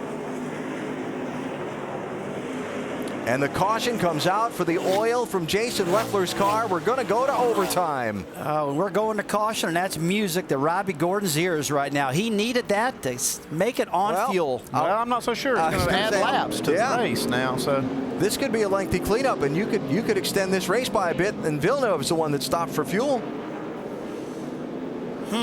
This. Now you got me thinking. This could get interesting. Turn it off. Hey, Robbie said I'm going to run out of fuel. Just save fuel. We'll be good. Save fuel. Oh boy. Turn that motor off. Oh boy. Well, if I were to show you the notepad in front of me from trying to keep track of all I've looked at another page. There's so much stuff that's happened in this race. Watch for Trevor Bayne. He and J.R. Fitzpatrick tangling there. Hard hit out of Bayne, big time. Ooh. Gosh, look at Leffler go over the curb right there. And then bounced off the back almost of landed the on 87 car. Almost landed on top of him. And so Leffler's top 10 potential for the day will come to an end sitting alongside the wall at the exit of turn number 2. So, Mike, you're in the 32 pit. What's happening? Well, I think you hit on something there, Alan. As soon as that caution flag waved, everybody on the 32 pit box started to clap. They're hoping for a long caution here, too, thinking that maybe that'll run the fuel cell dry of Robbie Gordon and enable them to capitalize and maybe go to victory today. You know, Andy, I remember back when I was running at Pocono, Dale Earnhardt Sr. shoved me around the racetrack all the way around. I did win the race, but I was really low on fuel. I had the motor turned off, and Dale shoved me around onto the white flag lap. Boy, that was nice of him. Yeah, wasn't it? Was and he fired it back up. No, he figured if I won, the guy he was racing for the championship, that would help him. Oh, I knew it had to help him somehow. There was a plan there, and we talked about it. But, you know, that is legal. You can push a guy around until the last lap. That's right. I wonder if Robbie's thinking of somebody to help push him.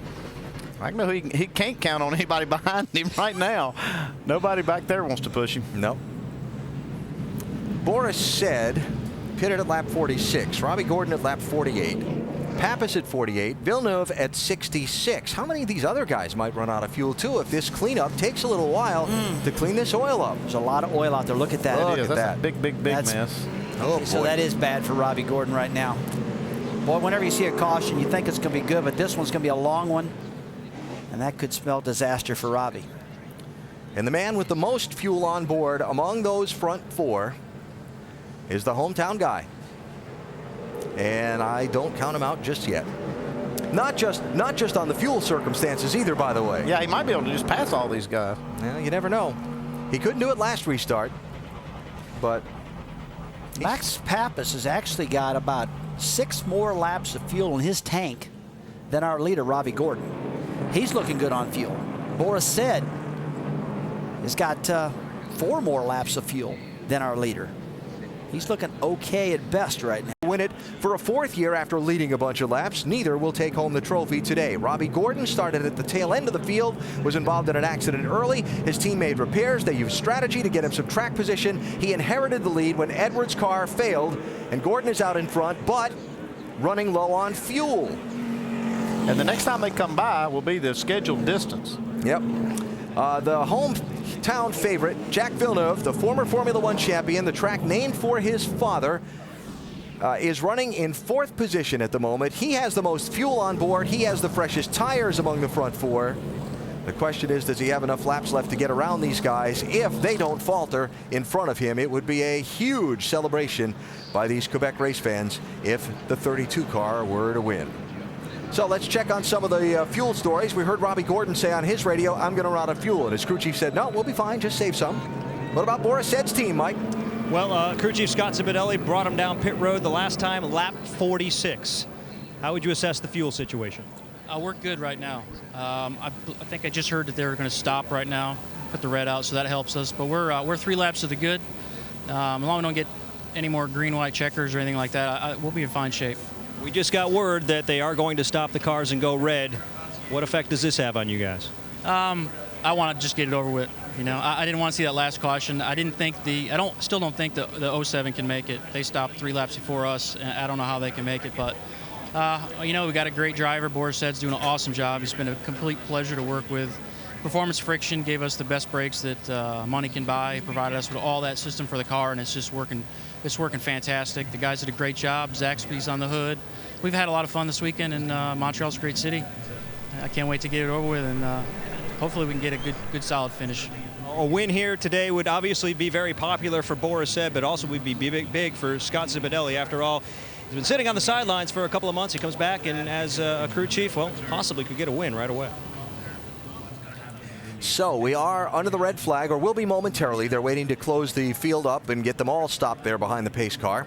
And when that happens, NASCAR will put the red flag out. And they do this in order to continue the cleanup, which that streak of oil running right through the center of the track is going to require some attention. And let's face it, we waited for this kind of a dramatic finish. You want to have good track conditions under which to get these final few laps of this race run. Absolutely. I tell you, I'm really happy what race director Joe Ballas just did by doing this. I mean, to sit here and run these guys till they all run out of gas on a caution flag, it's not a good race. And I think he knows that. He stopped this race, going to clean this thing up real good. Say, okay, guys, have at it. Let's see what you got. Just joining us, we had all kind of caution flags in the opening laps of the race. We had 4 yellows in the first 24 laps, then ran a long stretch of run, 42 laps without seeing the caution flag. And then we've had another run of 3 yellow flags and now a red flag here in the closing laps of the race, and plenty of drama to play out in this one. Marcus Ambrose, Jack Villeneuve, the show for much of the day. Ambrose in the 47, Villeneuve in the 32. This was just one of their exchanges. Then Villeneuve had some contact with Boris Said. Looked like the brakes kind of went away in his car in the corner. It looks like Boris Said's brakes worked better than Villeneuve's did getting in that corner. A little strategy here, pitting from second position, essentially second position, because Carl Edwards was going behind the wall on a late caution, taking fresh tires and a little more fuel on board. Yeah, they just wanted to make sure, hedge their bet, they had enough fuel in case this race went long, which it's going to. You know, they got fresh tires and enough fuel, put themselves in a good spot. Put the 32 back to 7th for a restart. He raced his way up to 4th in a quick couple of laps and finds himself in that 4th position at this moment. As we get down to the final laps of the race, little contact there, trying to find a way around Max Pappas to get the 3rd position. And actually is going to lose a spot on an exchange in the hairpin here and get it back about a half a lap later. Pappas with a little bobble. Just got to remember, he's got good tires, Jacques Villeneuve, but boy, the brakes aren't good right now. You see Keselowski over there in the grass? He gets back on track. Shannon, what about Brad Keselowski's day? What's he saying? Well, Brad Keselowski right now currently in the top 5. Last pit stop was on lap 47. You just checked in with your driver. How close are you guys on fuel? We should be fine here. We've with a few caution we've had since we pitted, we should be good. I don't anticipate, hopefully not too many green white checkers. We're probably good for 1 or 2. We'll just have to see from there. But Brad's just done an awesome job all day keeping the discount tire Dodge clean, and he's just showing how a smart racer that he is, and he's able to keep bringing home these top 5 finishes on road courses. Big picture is the championship. So if we do have multiple green white checkers, how aggressive are you guys willing to get? How much are you willing to gamble? Well, both cars are racing the championship or a lap down or more right now. So, I told Brad if he feels the thing starts to run out of fuel, we'll do our best to try to come down and get some fuel in it so we don't lose a lap. But we have nothing to lose right now, like I said, with those guys laps down, so we're going to go for it. All right, you heard it. They're going to go for it, guys. Well, at this point, I don't blame them one bit. There is the 22 car. And again, that flashing red light in the back of the car. Teams required to be equipped to run in the rain on these road course races. They have to have a marker light in the event of rain. Remember, these cars don't carry brake lights, but if you're behind a guy and he's throwing up a rooster tail spray in rain, you got to be able to see him. And that flashing light is a safety item, and it just happens to be on the 22 car, either by accident or just a misplaced switch. Let's hear from Mike. And I'm with Miles Stanley, the crew chief for Robbie Gordon. And when we spoke with you last, with a handful of green flag laps remaining, you sounded awfully confident you could go the distance on fuel. I don't think you were counting on this. How does this change things? This is a little bit of overtime. We were counting on going to 74 laps. With the teammate of the 32 there putting oil down all over the track, that didn't help us for sure. We weren't counting on that caution, and with it, we still have enough fuel to run around here for a little bit. We'll see what we got. Do you have enough fuel to even get back to pit road? Yes. Well, that's a good sign, guys. At least they can salvage a good finish here after a very promising day. Well, interesting. If they stop 10 cars on the lead lap, if you come in, put a splash in, you're 5th in line for the double file restart if you're Robbie Gordon. Yeah, you're right. And some of those cars are crippled. You see Jason Leffler in 11th, Trevor Baines 10th, and he was in that crash. So a lot of these cars back at the back of this lead lap, they could pass pretty easily. That's something to consider, certainly. But if you know you're not going to make it, what's the point? And by the way, that's a great example of how racers think. Yes, it was the teammate of the 32 that put the oil down, but surely they didn't do it on purpose. You can tell from our angle that that's not the case. But. No, you would hope, guys, after they clean this racetrack up, they do a really good job at it. And when the cars are released, they come back around, then they can drop the green flag. If they got to go back around the track again just to kind of work this oil dry into the track, that's going to be bad news for a handful of these guys. So I would hope that they're firing clean it up and do it. They're firing them up right now, Rusty. We're going to find out shortly. Getting every drop of gasoline you can out of the tank does not happen by accident. For that, to the Craftsman Tech Garage we go. And Tim Brewer. Tim? When it comes to road racing, we change a lot of things on the race cars. One being the fuel pickup. Historically, we'll run the fuel pickup in the far right rear corner on all the ovals because the centrifugal force forces all the fuel over in this area, and we know where to put it to pick the fuel up. But when it comes to road racing, we put this insert in here. What we have here, when you deaccelerate, we've got a flapper door right here that contains the fuel in this area. But when you're turning left or right, it always makes sure that it keeps the box full. Because the trick is, on any fuel cell, if you put 18.7 gallons in this container, you're supposed to get 18.7 out to give you an opportunity to win the race. I tell you what, that was a great explanation out of Tim Brewer. And I asked you earlier in the broadcast, in fact, it was yesterday, we're doing qualifying and practice. I said, how much of that fuel can they actually pick up nowadays? And you said about all of it. Yeah, they should get most of it out. I mean, there may be up to, a half a gallon or maybe a little less that they can't get out. But they've got some pretty neat systems to be able to pull it all. Well, I'll say this. When you look around this racetrack, you look at the big grandstands and some of the corners, the ones directly across from us, across the start-finish line. The fans are all here. No, they're not leaving. No one has left. And they are all waiting to see if their man can find a way to take the trophy home today here at the circuit named for his late father. I think the chances are good that he can do it. It's the whole late twist of plot thing, it really is going to be interesting to see if Robbie Gordon does pit when they fire him up and come back around. It's going to be interesting to see if Boris has enough gas. And what do those fresher tires mean on that 32 car? If anything, they've been heat cycled once or at least anyway since he pitted, right? A run, then a caution, a run, now a red flag. It doesn't seem the tires have been a big advantage. Watching the lap times even late in that long green run we had, the lap times were holding up pretty well. I think the big issue is just, having enough fuel and brakes to get to the end strong.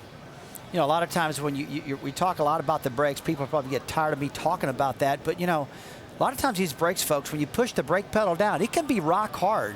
But the brakes get a little thing going on with them that we call glazing. And you push that brake pedal so hard and that car doesn't stop at all. It just stays going. There's another way it can happen. You can push that brake pedal. It'll go all the way to the floor. It won't stop that way either. A lot of these guys have good pedals but just won't stop. I'm curious about something. If there's a Boris Said crew member over by that fence on the right, because he just fired up the car, pulled it out of line over to the fence as you look at it on the right side of the screen, and I wonder if there was a team member over there looking at something or if he was just messing with the fans. Because with Boris, that's definitely a possibility. You never know with Boris. They're backing that quarter panel closer. Maybe they're trying to get some gas in it. Yeah, maybe he sent one of those fans over to get him a cup full of fuel put in. I just figured it out. Giving him some water. Oh, water. Water and shade. Oh, yeah, shade. Maybe he was parked in a spot where the sun is. I don't know. Or maybe I'm making too much out of it. But toss me a bottle of water. I can't reach over there. Somebody will be over there to chase those guys out of there in a minute. NASCAR does take water to the drivers under red flags, but maybe these guys didn't get enough to satisfy them. I'm telling you, this has been a very physical race for these drivers, and you'll see when they get out after this race just how much it has been. Yeah. We haven't talked about the temperature out there a whole lot. It started about 84 degrees. I think the high today was supposed to be about 87 degrees, and so it's definitely not cool. It's pretty warm here still. Well, here's a guy who knows a thing or two about what a nice drink tastes like at the end of a race. How about drinking the milk at the Indianapolis 500, as the winner traditionally does? Villeneuve doing that in 1995. Also won a championship in the now defunct kart series, the Formula One World Champion in 1997. And now trying to win a NASCAR race, something he told us on NASCAR Countdown would be a really neat thing for him. I found his comments to be really fascinating. Not just that he wanted to win at this track, but that he wanted to win in NASCAR. It was something he hadn't done yet. Well, it's so special to win in NASCAR. Look how hard he's breathing. You can tell he's a little bit nervous. Well, I think it's so hot in these cars. There's no air going in them right now, and it's probably just hard to get enough, fresh air in there to breathe. He is really breathing hard in that car. I haven't seen people breathe that hard a long time. I don't know if it's like you said, it's air, nerves, whatever. I can tell in his eyes he's uncomfortable, though. Well, I think I would be too, sitting in there after all these hours in that kind of heat and waiting for the final laps of this race to be done. As we discussed earlier today, at the very beginning of our coverage from here in Montreal, Jacques Villeneuve's thoughts on not just winning at this racetrack, but winning at the place named for his father were somewhat equaled by his thoughts of winning in NASCAR. I don't really think about the fact that the track is named after my father. The memories I have, the first one I have is when my dad won his first F1 race, which was in '78, and it was freezing cold, so after on the podium he was wearing a winter coat. Winning in Montreal would be great, but also winning in NASCAR, because it is completely different than anything I've done before. The first Canadian to winning the Indianapolis 500. In '97, when I won the championship, I crashed on the second lap, so that was frustrating. There was a wall painted, "Welcome to Quebec," and that's exactly where I crashed. It's great to race in the hometown. The fans here just love racing, whatever form it is in. And so many interesting stories revolving around this racetrack. You see the Salut Gilles, the Toast Gilles, or honor him, written on the racetrack. That actually happened around one of the Formula One races by a fan. They wrote that on the racetrack, and the race organizers said, that's pretty neat. And they have done it every year since. That is now a permanent part of the circuit, named after Canada's Formula One star in the late 70s and early 80s, Gilles Villeneuve, who lost his life in a racing accident in Zolder, Belgium in 1982. The track named for him about a month later, and has carried his name ever since. These drivers are struggling. It's hot out there. These cars, when they're this hot and heat soaked and you stop, there's no air moving inside them at all. It's really tough on them. Yeah. Well, hopefully they get the cleanup done and get this thing going soon, get some air moving into those cars, and these guys can find a way to cool down and regroup for these final couple of laps. Man, this guy right here, Max Pappas, he wants it bad. He's got a great car, this Kevin Harvick car. He knows it. He is so close right now. Another guy wants a win in NASCAR. He's won all kinds of things all around the world and wants a win in NASCAR. See, that's the key, right? Alan, that is the key, what you just said, in NASCAR. These guys haven't won in this series. We talked about Ambrose wanting it so bad. He's won in this series. This guy right here hasn't. He's good enough to do it. Max Pappas going to be moving to the NASCAR Camping World Truck Series for the bulk of his racing.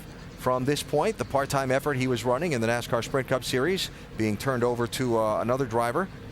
And Pappas looking to see if he can get to victory lane in this 33 car today in these final couple of laps. Well, if you could win a race on heart, this guy right here would win by a lap. I'm telling you, he races so hard. He wants to win so bad. Well, they fire the cars, as you can hear, and are beginning to roll them off. See some of the steam inside the car from where the water hit the floorboards, where he was pouring it over himself. How hot that must be. What is it, Andy? Through the exhaust of these cars, the headers, they create about 1,300 degrees of temperature. That's just underneath the car, but even, you know, the whole car gets heat soaked, and that floorboard can be upwards of 150, 60, 70 degrees.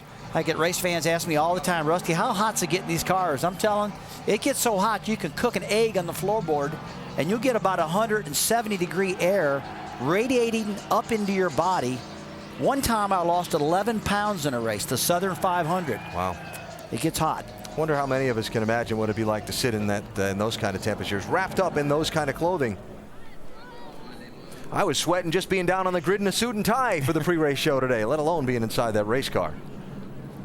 Well, the field is rolling again under the yellow flag. We'll see if anybody comes to pit road here. We'll see if Robbie Gordon comes to pit road after a 13-minute red flag for the cleanup of the oil dumped from Jason Leffler's car after the scrum from the last restart. And the contact he had with the lap car. Robbie Gordon bypasses pit road. Can't see if it's open or not. But maybe he's decided to just ride it out. Well, this is the first attempt of a green-white checker. They will go up to 3 attempts. And the way we've seen these restarts, I say chances are good we'll get more than one. Some cars pitting here. Yeah, the pit road was open, so Robbie Gordon is going to just go for it. As long as that motor's running, he's going to stay out there. Which adds another element if you're the guy lined up behind him on the restart and the thing hiccups. Just got to be careful. Try to avoid him. You deal with it then. Yeah. See if you can push him out of the way. So they will get the restart next lap by. Well, effectively, this is the one to go. They're going by the flag now, so it'll be green when they come back here. They technically give them the one to go back there at the bridge. They give the restart signal at a couple different places on this big racetrack, but they essentially will go green next time by. And if you're new to NASCAR, the rules for these green-white checker finishes, in order to give the fans the opportunity to see the race finish under green instead of under the yellow, which they desire, if the race reaches its scheduled conclusion and it's under the yellow flag, NASCAR will make up to 3 attempts at a green-white checker finish. When they come by next time, they'll wave the green. They'll come back around, make a lap, wave the white, make another lap and wave the checkered. If there's a caution somewhere before the white flag is shown to the leader, then they'll do it all again. But once the leader's taken the white flag, if the yellow comes out, then between then and when the leader takes the checkered flag, that's it. The field is frozen, the race is over. I'll tell you one thing, all that stuff you just said, I totally got it standing here, but when I was in those cars driving it, I was totally confused. I'd say, tell me when the race is over. Yeah. And I have had times where I've been leading the race, and I'd say, is it over yet? Is it over yet? Because I'm so intense. I'm so focused. Yeah, you're not watching those flags when you come by. And especially with this green-white checker restart stuff. Gordon's having trouble. Is he out of fuel? Yeah, well, he's having trouble keeping pace here. Is he got the motor turned off, Andy? Who knows? Possibly. Well, remember that there is a NASCAR rule that you have to maintain pace. Yeah, he's putting himself in a vulnerable spot there, because if Boris said and these other drivers pass him when he's doing that, then they'll line him up behind them. Now, NASCAR understands these guys running and shutting the engines off and so on under the caution flags to save fuel. They understand all that. But if the car hiccups and shuts off and it takes Robbie Gordon a second to get it refired and these other cars just go by him at the normal pace. Okay, now see here. See this? This could cause Robbie a problem. He's got to be careful. Yeah, he can't let that guy get in front of him. Pick it up a little bit. You got to pick it up a little bit. See, that's the NASCAR official in his pit telling the crew chief. Got to get up behind the pace car. Who's telling Robbie. Yeah, he can't mess up too bad right now. He don't want to have happen to him what happened to Marcus Ambrose out at the racetrack out in California where he shut it off. There you go. Cars passed him. I hear he's just got warned by NASCAR, hey, don't lay back too much. His crew chief's telling him. And remember, we're not on the white flag yet. Somebody could push him, but nobody's going to push him that's racing for the win. I would think not. Yeah. The vulnerabilities of a single car team. Well, that's one of the cool things for telemetry that we have up here. We can actually see when Robbie turns that engine off. Our computers and stuff that NASCAR has shows the engine shut down. That shows when it refires through the electronics. So he did a lot of that trying to save fuel. Now he's trying to get the tires heated up just a little bit. Get some heat in them. Well, it is going to be. See there, he's having trouble keeping pace there. I don't know if he's shutting it off or not. Yep. Robbie Gordon with Boris Said to his right. Then Max Pappas behind Gordon. And Villeneuve going to be on the driver's right side of row number 2. Remember, turn 1 is a left-hand kink. Then turn 2 is the hard right-hand Senna corner. That big sweeper that Marcus Ambrose told us earlier you can make so much time off of by being down low and being able to dig hard off that corner. Well, one thing I just saw on the exit of turn 2, the racetrack is still real dirty. I saw the cars exiting that corner, leaving tire marks, so we know there's not going to be any grip out there. They're going to be slipping and sliding all over the place, especially as they enter turn 3. Well, these Montreal races have been known for their bizarre finishes, their twists of plot, the surprise winners. We've had a lot of late drama in this one. The 2 dominant drivers on the day have had mechanical troubles. They'll not be a factor to win. Now there's fuel mileage drama for the 07 car, and for that matter, some of the others around him, all except that 32. We know he's got enough gasoline to go to the finish. Gordon, Boris Said, Pappas, Villeneuve coming to the beginning of a green-white checker finish at Montreal. Who's going to get the trophy? Pappas diving to the inside, 3 wide to the corner. Contact there. Look at the scramble. Come on, buddy, let's go. Boris Said to the lead. Gordon back to second.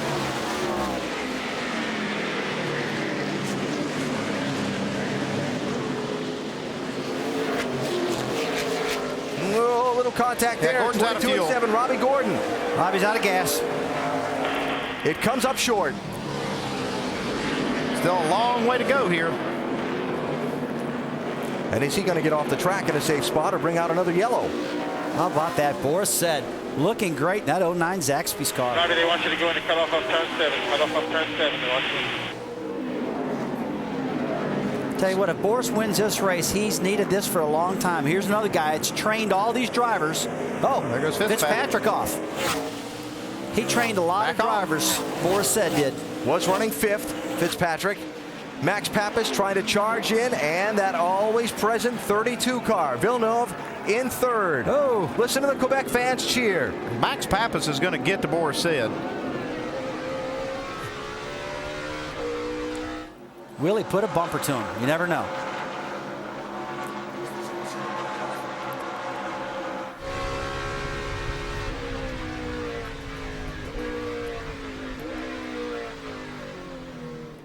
There's Robbie Gordon and where he has parked his car.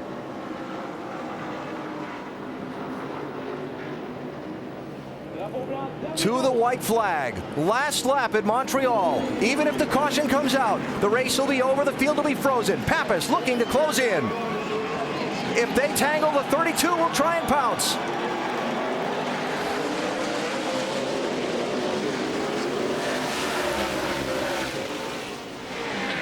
Oh, walks the little bobble by Said. No, it's close.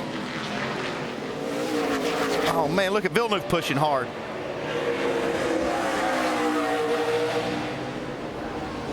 Oh, inside for second, Villeneuve. Can he stay there? No, Pappas gets back by. Now Pappas has to try and chase Boris Said back down. That's just what Boris Said needed. Let those guys race, let him get out of Dodge. And he pulls about 10 car lengths on him. Turn 8 and turn 9. There's Robbie Gordon's car as the driver walks away.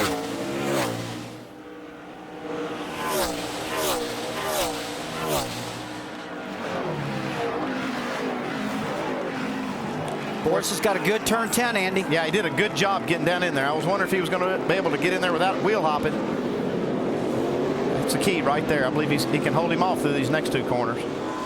Remember, it was the last corner of the last lap last year. One little mistake that cost Marcus Ambrose the win and allowed Carl Edwards to go by. Here's Pappas inside of Boris. He got him. Boris going to try the crossover. Clear. Pappas over the curbs. Here comes Boris Said, drag racing to the finish line, side by side. Who's going to get here first? It is, I think, Boris Said. I think he got him by a bumper. Unreal. Boris Said wins by a bumper. You're exactly right. Photo finish there. Wow. I know NASCAR will go check the photo finish camera on that one. Boys, real it was proud that of you. close. You guys did a great job. It sure looked to me like Boris Said got there by the width of that front bumper on that car. What a finish. Check it out. Man, what a move Max Pappas put on Boris Said getting into these two corners. But then he hopped the curb coming out of that corner, and Boris got to his inside, and it was a drag race from there. Same thing we saw last year with Marcus Ambrose and Carl Edwards.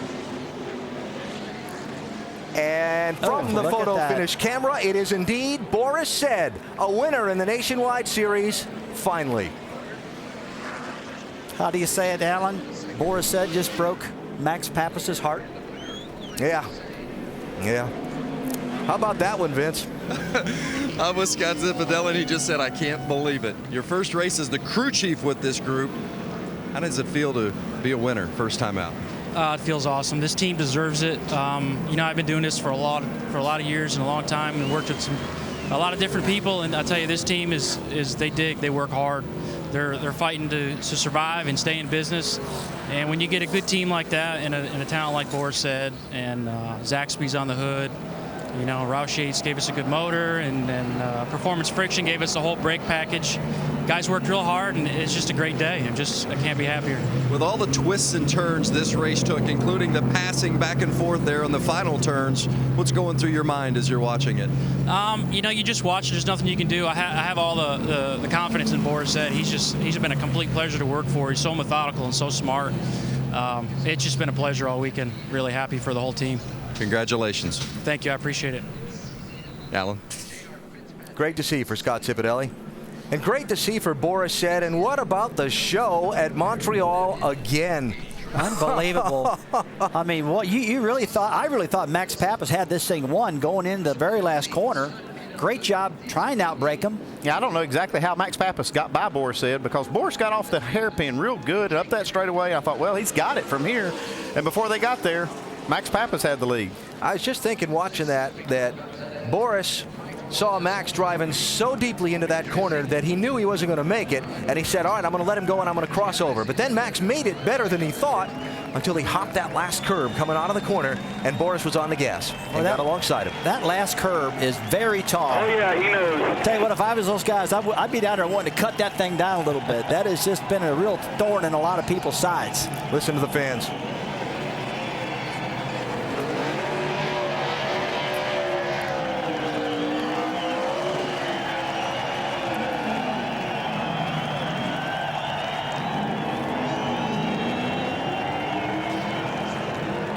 They love their racing here in Montreal. And if they stayed for the finish of this one, and they all did, boy, they got their nickels worth. Photo finish. Boris Said and Max Pappas, two of the best on road courses. And they put on a show in that last lap and came to the finish line side by side. Well, they did. What about Jacques Villeneuve? I mean, that move he made trying to get past Boris Said, and a great move. Max Pappas trying to pass him too. And back to what you said before, Rusty and Andy, you just have to be so happy for Boris. He's helped so many people better their careers and better their road racing skills. And all Boris has wanted to be for the last, 5-10 years is a NASCAR driver. And now he's a NASCAR winner. He's a winner. There you go, Andy. Way to go. Third place for Villeneuve today, Vince. Wow, what an incredible run. You look at the damage on the front of this car and all over this car. Great effort today, Jacques. What was the difference between first and third today? Just the car was quick enough. And one lap to go. I thought I had Papis. That's the one I was wanting to get because he was late on the brakes, and I knew that Boris was braking a little bit earlier, and but I didn't make it stick. So too bad because the car was running strong all race. The brakes lasted. Just wasn't as good at the end of the race as it was early. That's about it. We had a strong effort from the Dollar General team. I think we're great this weekend. Gave them a thrill. The fans were on their feet as Jack pulled it in here to pit lane. Third place. Shannon? Yeah, Vince, the team down here giving Max Papis hugs. Great finish for you guys. We could feel how bad and how hard you were fighting for that win. What are your thoughts on the day, Max? I mean, first, congrats to Boris. You know, if I couldn't win, you know, he deserved a win. You know, Dilana and Kevin, you guys gave me a great car. The Ream car was super fast. And, I mean, I gave everything I had. I believed until the last corner. I really outbraked him really hard. And, I mean, it came down to the last corner. You know, I did all I could. You know, I went through the gear. I barely hit the chip in second gear, and it went by again, and I was there pushing in the car. But I mean, this is what I can do in a good car, and I'm really proud. And thank you, Kevin. Thank you, Dee, for the opportunity. Congratulations, Max Papis. Great finish for this team. Alan? Well, there it is, right side of the screen. Papis 33, Boris said in the 09. Their fantastic fight for the win coming right down to the finish line. And Boris said is a NASCAR winner finally.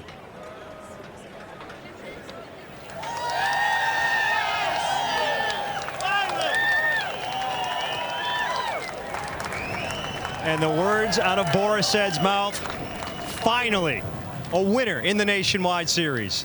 What does this mean to you?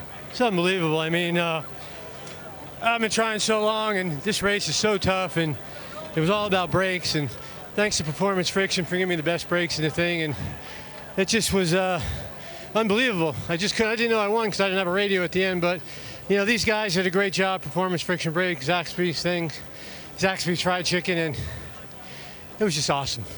What was it like racing Max Papis there, coming to the checkers? Well, he went in deep, and I thought, ooh, well, all right, I'm second, but it was good racing, really clean racing, good racing. Max is a great guy, and that's great for Robbie Benton and all the RAB crew. You've said before that you felt a little bit guilty that you've given all your tricks to everybody else in the field. Certainly seems like you saved some tricks up your sleeve. Yeah, I mean, we just really played it smart and, you know, saved our brakes at the end, and we had a good car at the end, and that's what it took. Congratulations. Thanks a lot. Boris Said, a Nationwide Series winner, and as he said, finally. Alan? Great to see. And a great day in Montreal. What a race again this year. What a twist of plot. What an unexpected winner. What a finish. It was a fantastic race. I mean, a lot of body contact, a lot of crashes, a lot of excitement. Andy, it was fantastic, I thought. Yeah, it kind of proved to be what we said. It was a test of brakes, and it was a test of wheel, and Boris Said did a great job.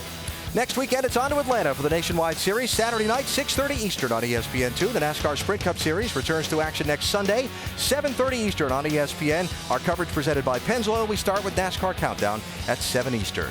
And up next, the 2010 FIBA World Championships, the USA versus Slovenia from Istanbul, Turkey. Boris Said is the winner in Montreal after another fantastic finish.